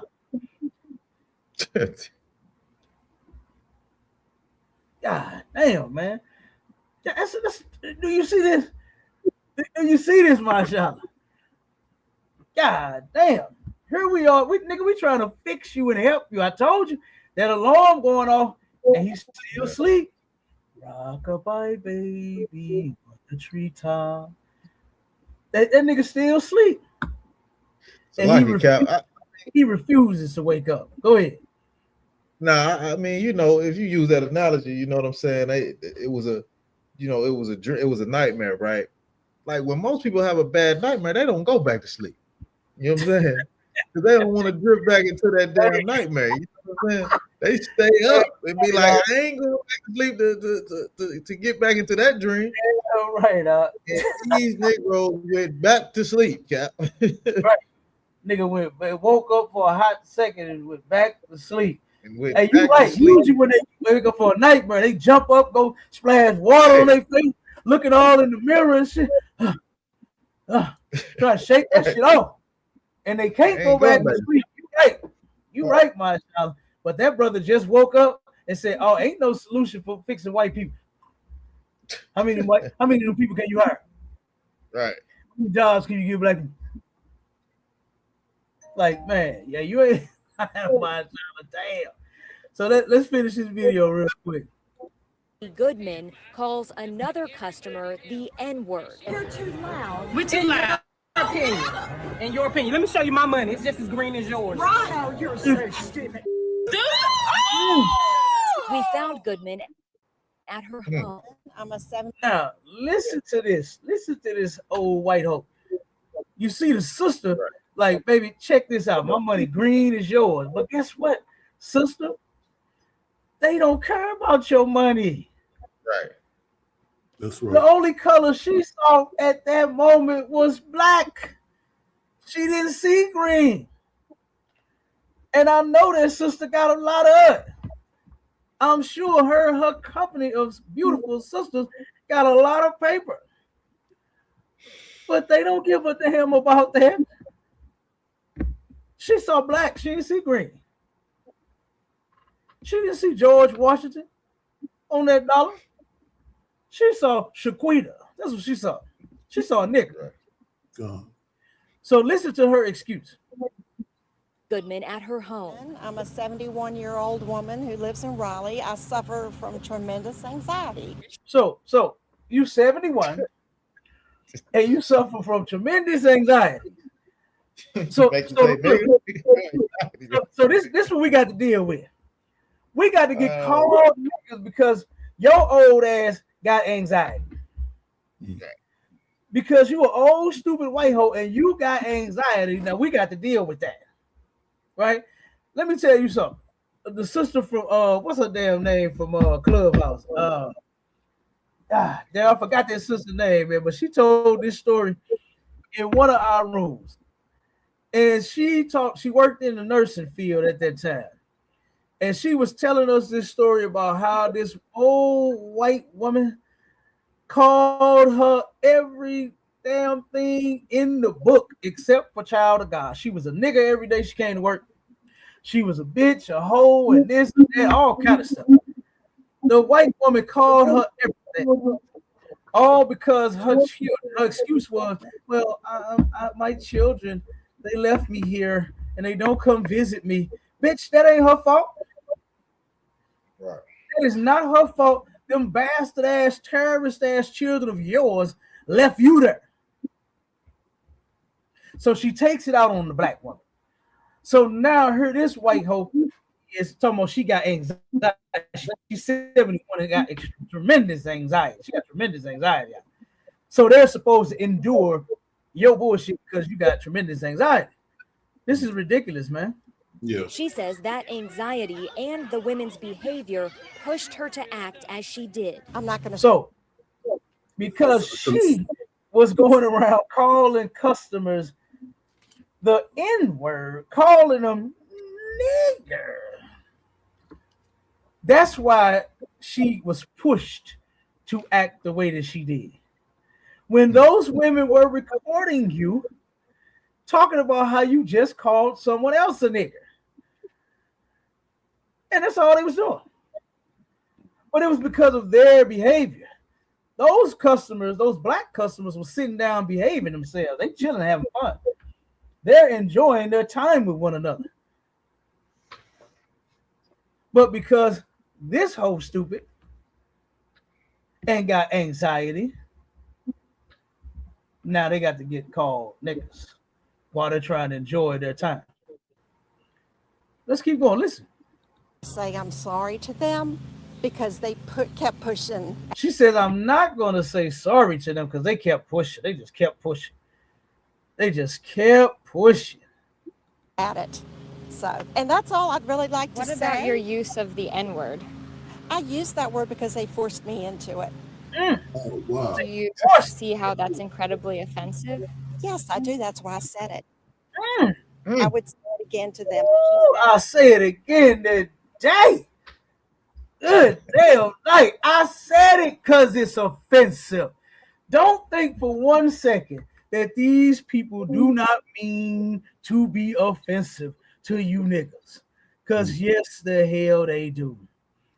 Yes, they absolutely do. You understand? They mean to be offensive to you. Mm-hmm. God damn, Michael. She said, I'll say it again. I ain't saying sorry. I meant to say the offensive word because I meant to be offensive. And I'll say it again to be offensive.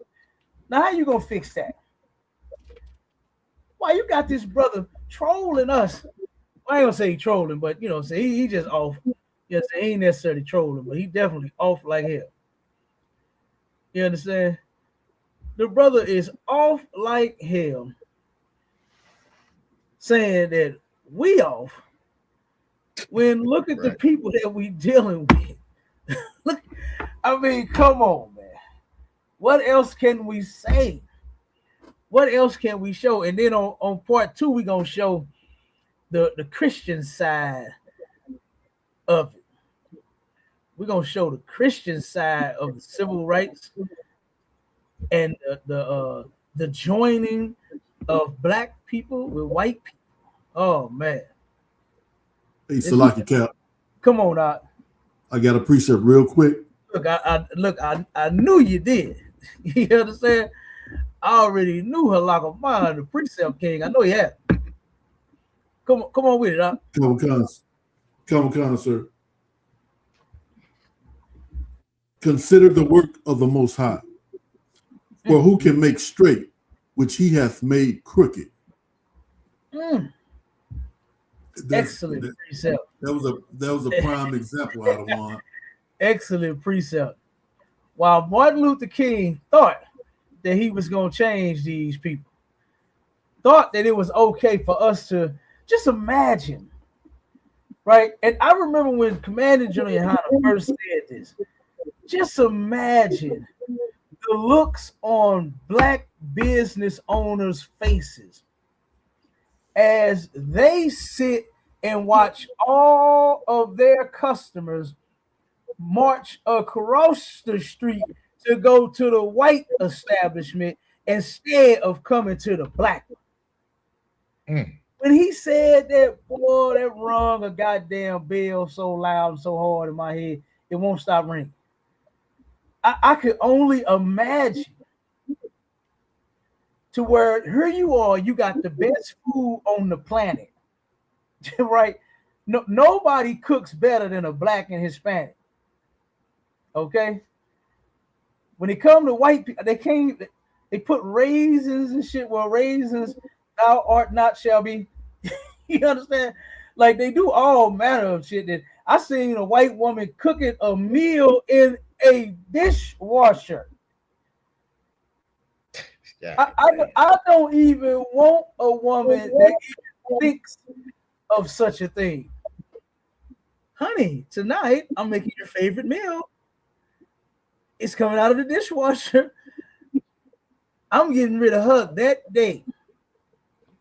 Because you can't fry me no chicken wings in no dishwasher. So you obviously do not know what I like to eat. You don't know what my favorite meal is. You understand? But I have seen white women put meals in dishwashers. So do you think I want to go to their restaurant? Like, what's that dude named? Gordon Ramsay, whatever the hell that dude name is. He think he is such a chef. You learn how to cook from black people. Right. That's where you learn your skills at. From watching black folks cook.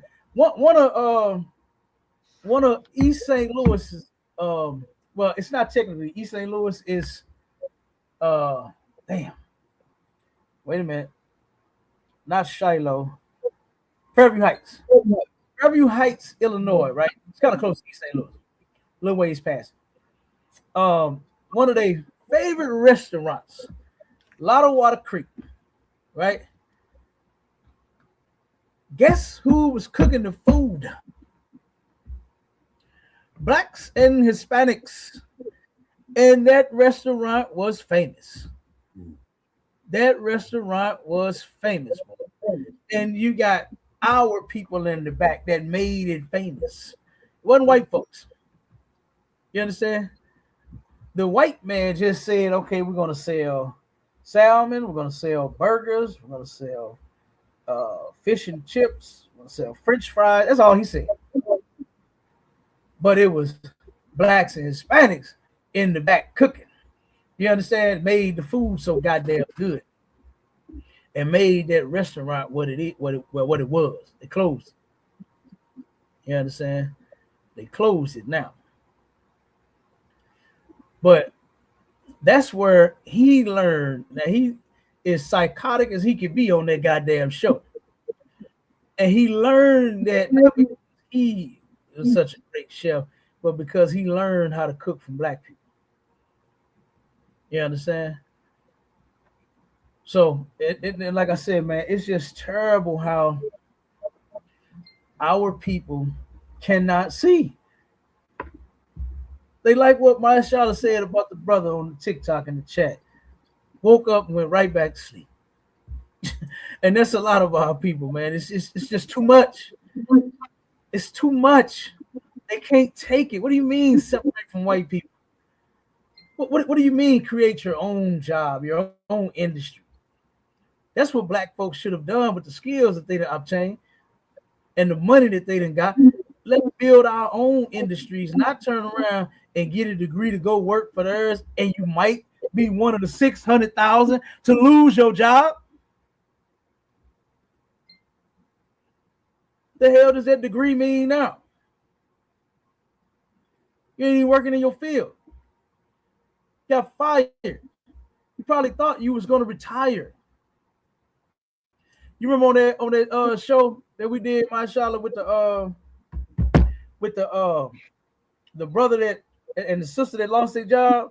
I mean, the brother that lost his job. The brother that said he be sitting at home crying every day while his wife get up and go to work. Mm-hmm. This brother, he was damn, not an architect. He had some type of job. I forgot what it was. But the brother had an excellent job, man, and thought he was gonna retire there, and got fired. Why? Because they hired some white people. They hired some white people. One of my dad's best friends, he a doctor, right? This brother here, I remember him telling my father one time about how he ended up. It was 3 white boys that came into the job, and he trained the hell out of them. And they fired him after he trained them. You understand? They fired him after he trained them. And I remember him telling my dad about that story.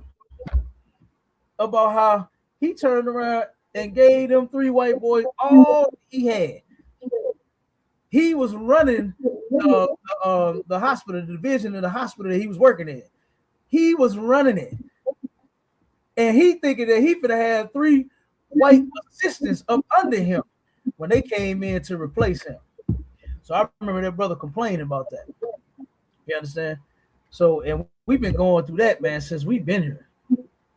We're the last one hired, first one fired. You know, they're doing that to keep us in the state that we are in, the position that we in, living below the poverty line.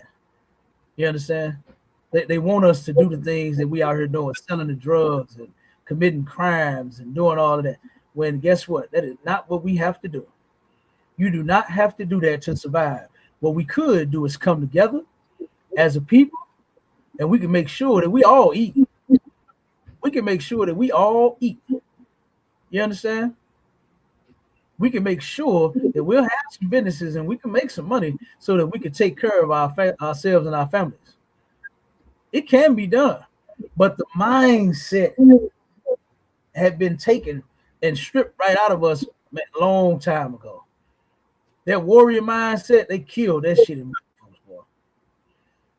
To where I'm your nigga. Yeah, yes, sir. I'm your nigga. Yes, sir.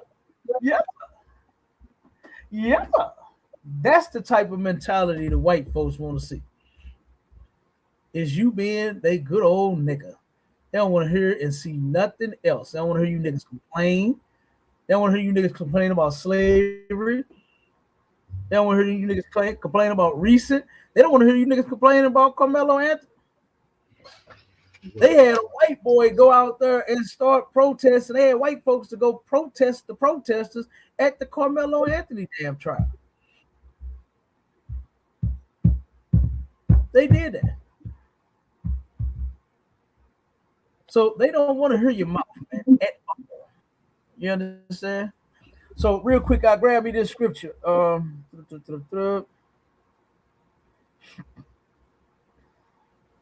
You're so right, Cap. You can be the victim and still receive death threats. Yeah. Go to Ecclesiasticus 6:13. So I gotta run, sir. This is what's needed right here. They wanted to know the solution. This is part of the solution right here. Like I told you, all the answers can be found inside the Bible. And Commander Junior Hunter has all of the answers.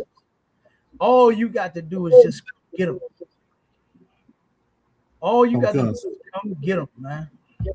You understand? Go ahead, Art. Come on. Ecclesiasticus chapter 6 and verse 13.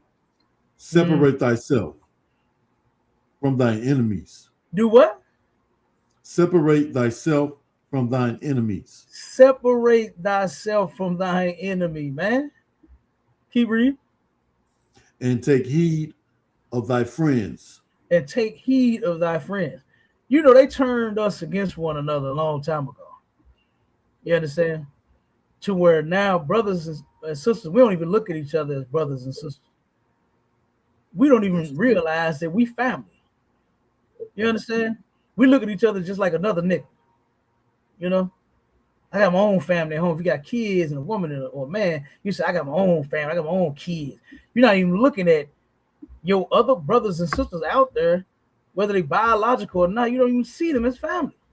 When we absolutely are. We're all family here. You understand? We are all family here. What did the Pointer Sisters say? They had a song that said, we are family. I got all my sisters with me, my people with me. You understand? And that's how I want it. I want a place for us. You understand? All of us, man, Blacks, Hispanics, and Native Indians, not joining together with these people. Because you see, joining together with them, man, it did us no good. Got us nowhere. The man who's totally responsible for it all, he said himself that it was a nightmare. It was a nightmare. So I don't see how this man still gets praised for all of his work when his work was a failure. He said it.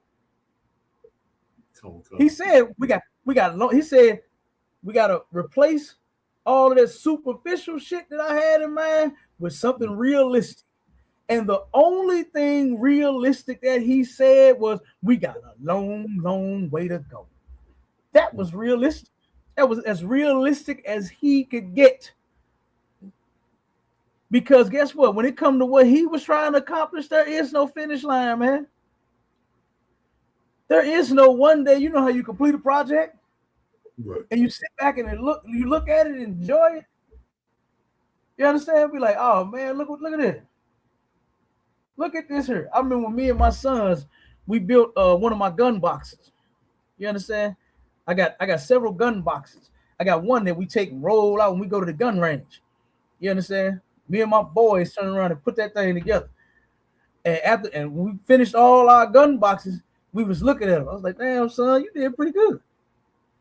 Cold with that saw, boy. You know what I'm saying? I'm like, hey, you with the nail gun, son. Yeah, you was nailing the shit out there, wood, boy. We sat back and we looking at the guns. You understand? We looking at them hanging in the boxes.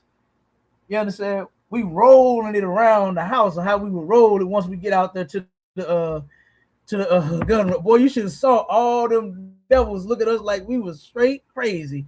Rolled that box out there that we made with all them guns in it. And guess what? We had no problems that day out. We had no problems that day. You understand? Because they knew, guess what? That family down there, them niggas down there, they armed down there. They heavily armed, the size of that box. You understand? So they ain't trying nothing with us. You understand? It's like it, Cap. Come on. I was gonna say it's okay for them to take and train their young sons how to use rifles, and they buy them pocket knives, at the age of 8 years old. They have pocket knives, and they know how to use a rifle. But when you but you are a threat when you come to that range, or when you show up with your son, with your young man, your young son, and you're teaching him how to, properly shoot a rifle. They don't like that. I yield, sir. Damn right, they don't, and they've been training theirs to defend themselves since forever. They ain't going out like what we going out. They ain't falling for that Martin Luther King banana in their tailpipe. They ain't going for it. You're not doing them that way. You understand? And guess what? And neither are we. You understand? It's time to separate from the people that have been hating you since forever, man. It's never going to work. Let that goddamn dream go. What did Jesse say? Keep hope alive. Let that hope die. Don't keep hoping that alive, man. What we should be doing now is turning our hope towards one another, toward the Most High, His laws, statutes, and commandments. Realizing that we are actually people. We're not niggas, Negroes, and colors, and Afro-Americans, African-Americans. We ain't none of the stuff that they call us. It's only us that's got all this confusion shit wrapped around us. You understand? To where we don't know who we are. We don't know where we from.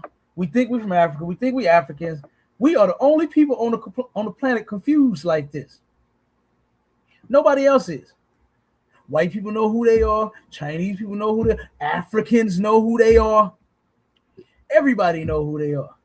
So we got to be who the Bible says that we are, which is that lost sheep, you understand, of the house of Israel. We got to be those people. Because there's not another people on the planet that live in such a way. That's right. You understand? That you ask 10 different people what's their nationality, they're going to give you 10 different answers. One of them going to say Christian, one of them going to say black, one of them going to say something, all kind of mess. like damn, like what race is that? What race is Christian? You understand? Like, god damn. So, like I said, man, it's crazy. But with that, listen, make sure that you tune in to ISUPK, right.com, whatever city you in. You okay, getting them classes, man. It is time for us to come together as a people. All right. And this is the place where it is most successfully done at in the ISUPK under Command of General Yana. All right. And with that, pay your tithes, and we'll see you on the next show. Shalom, Israel. Hey, shalom, Israel.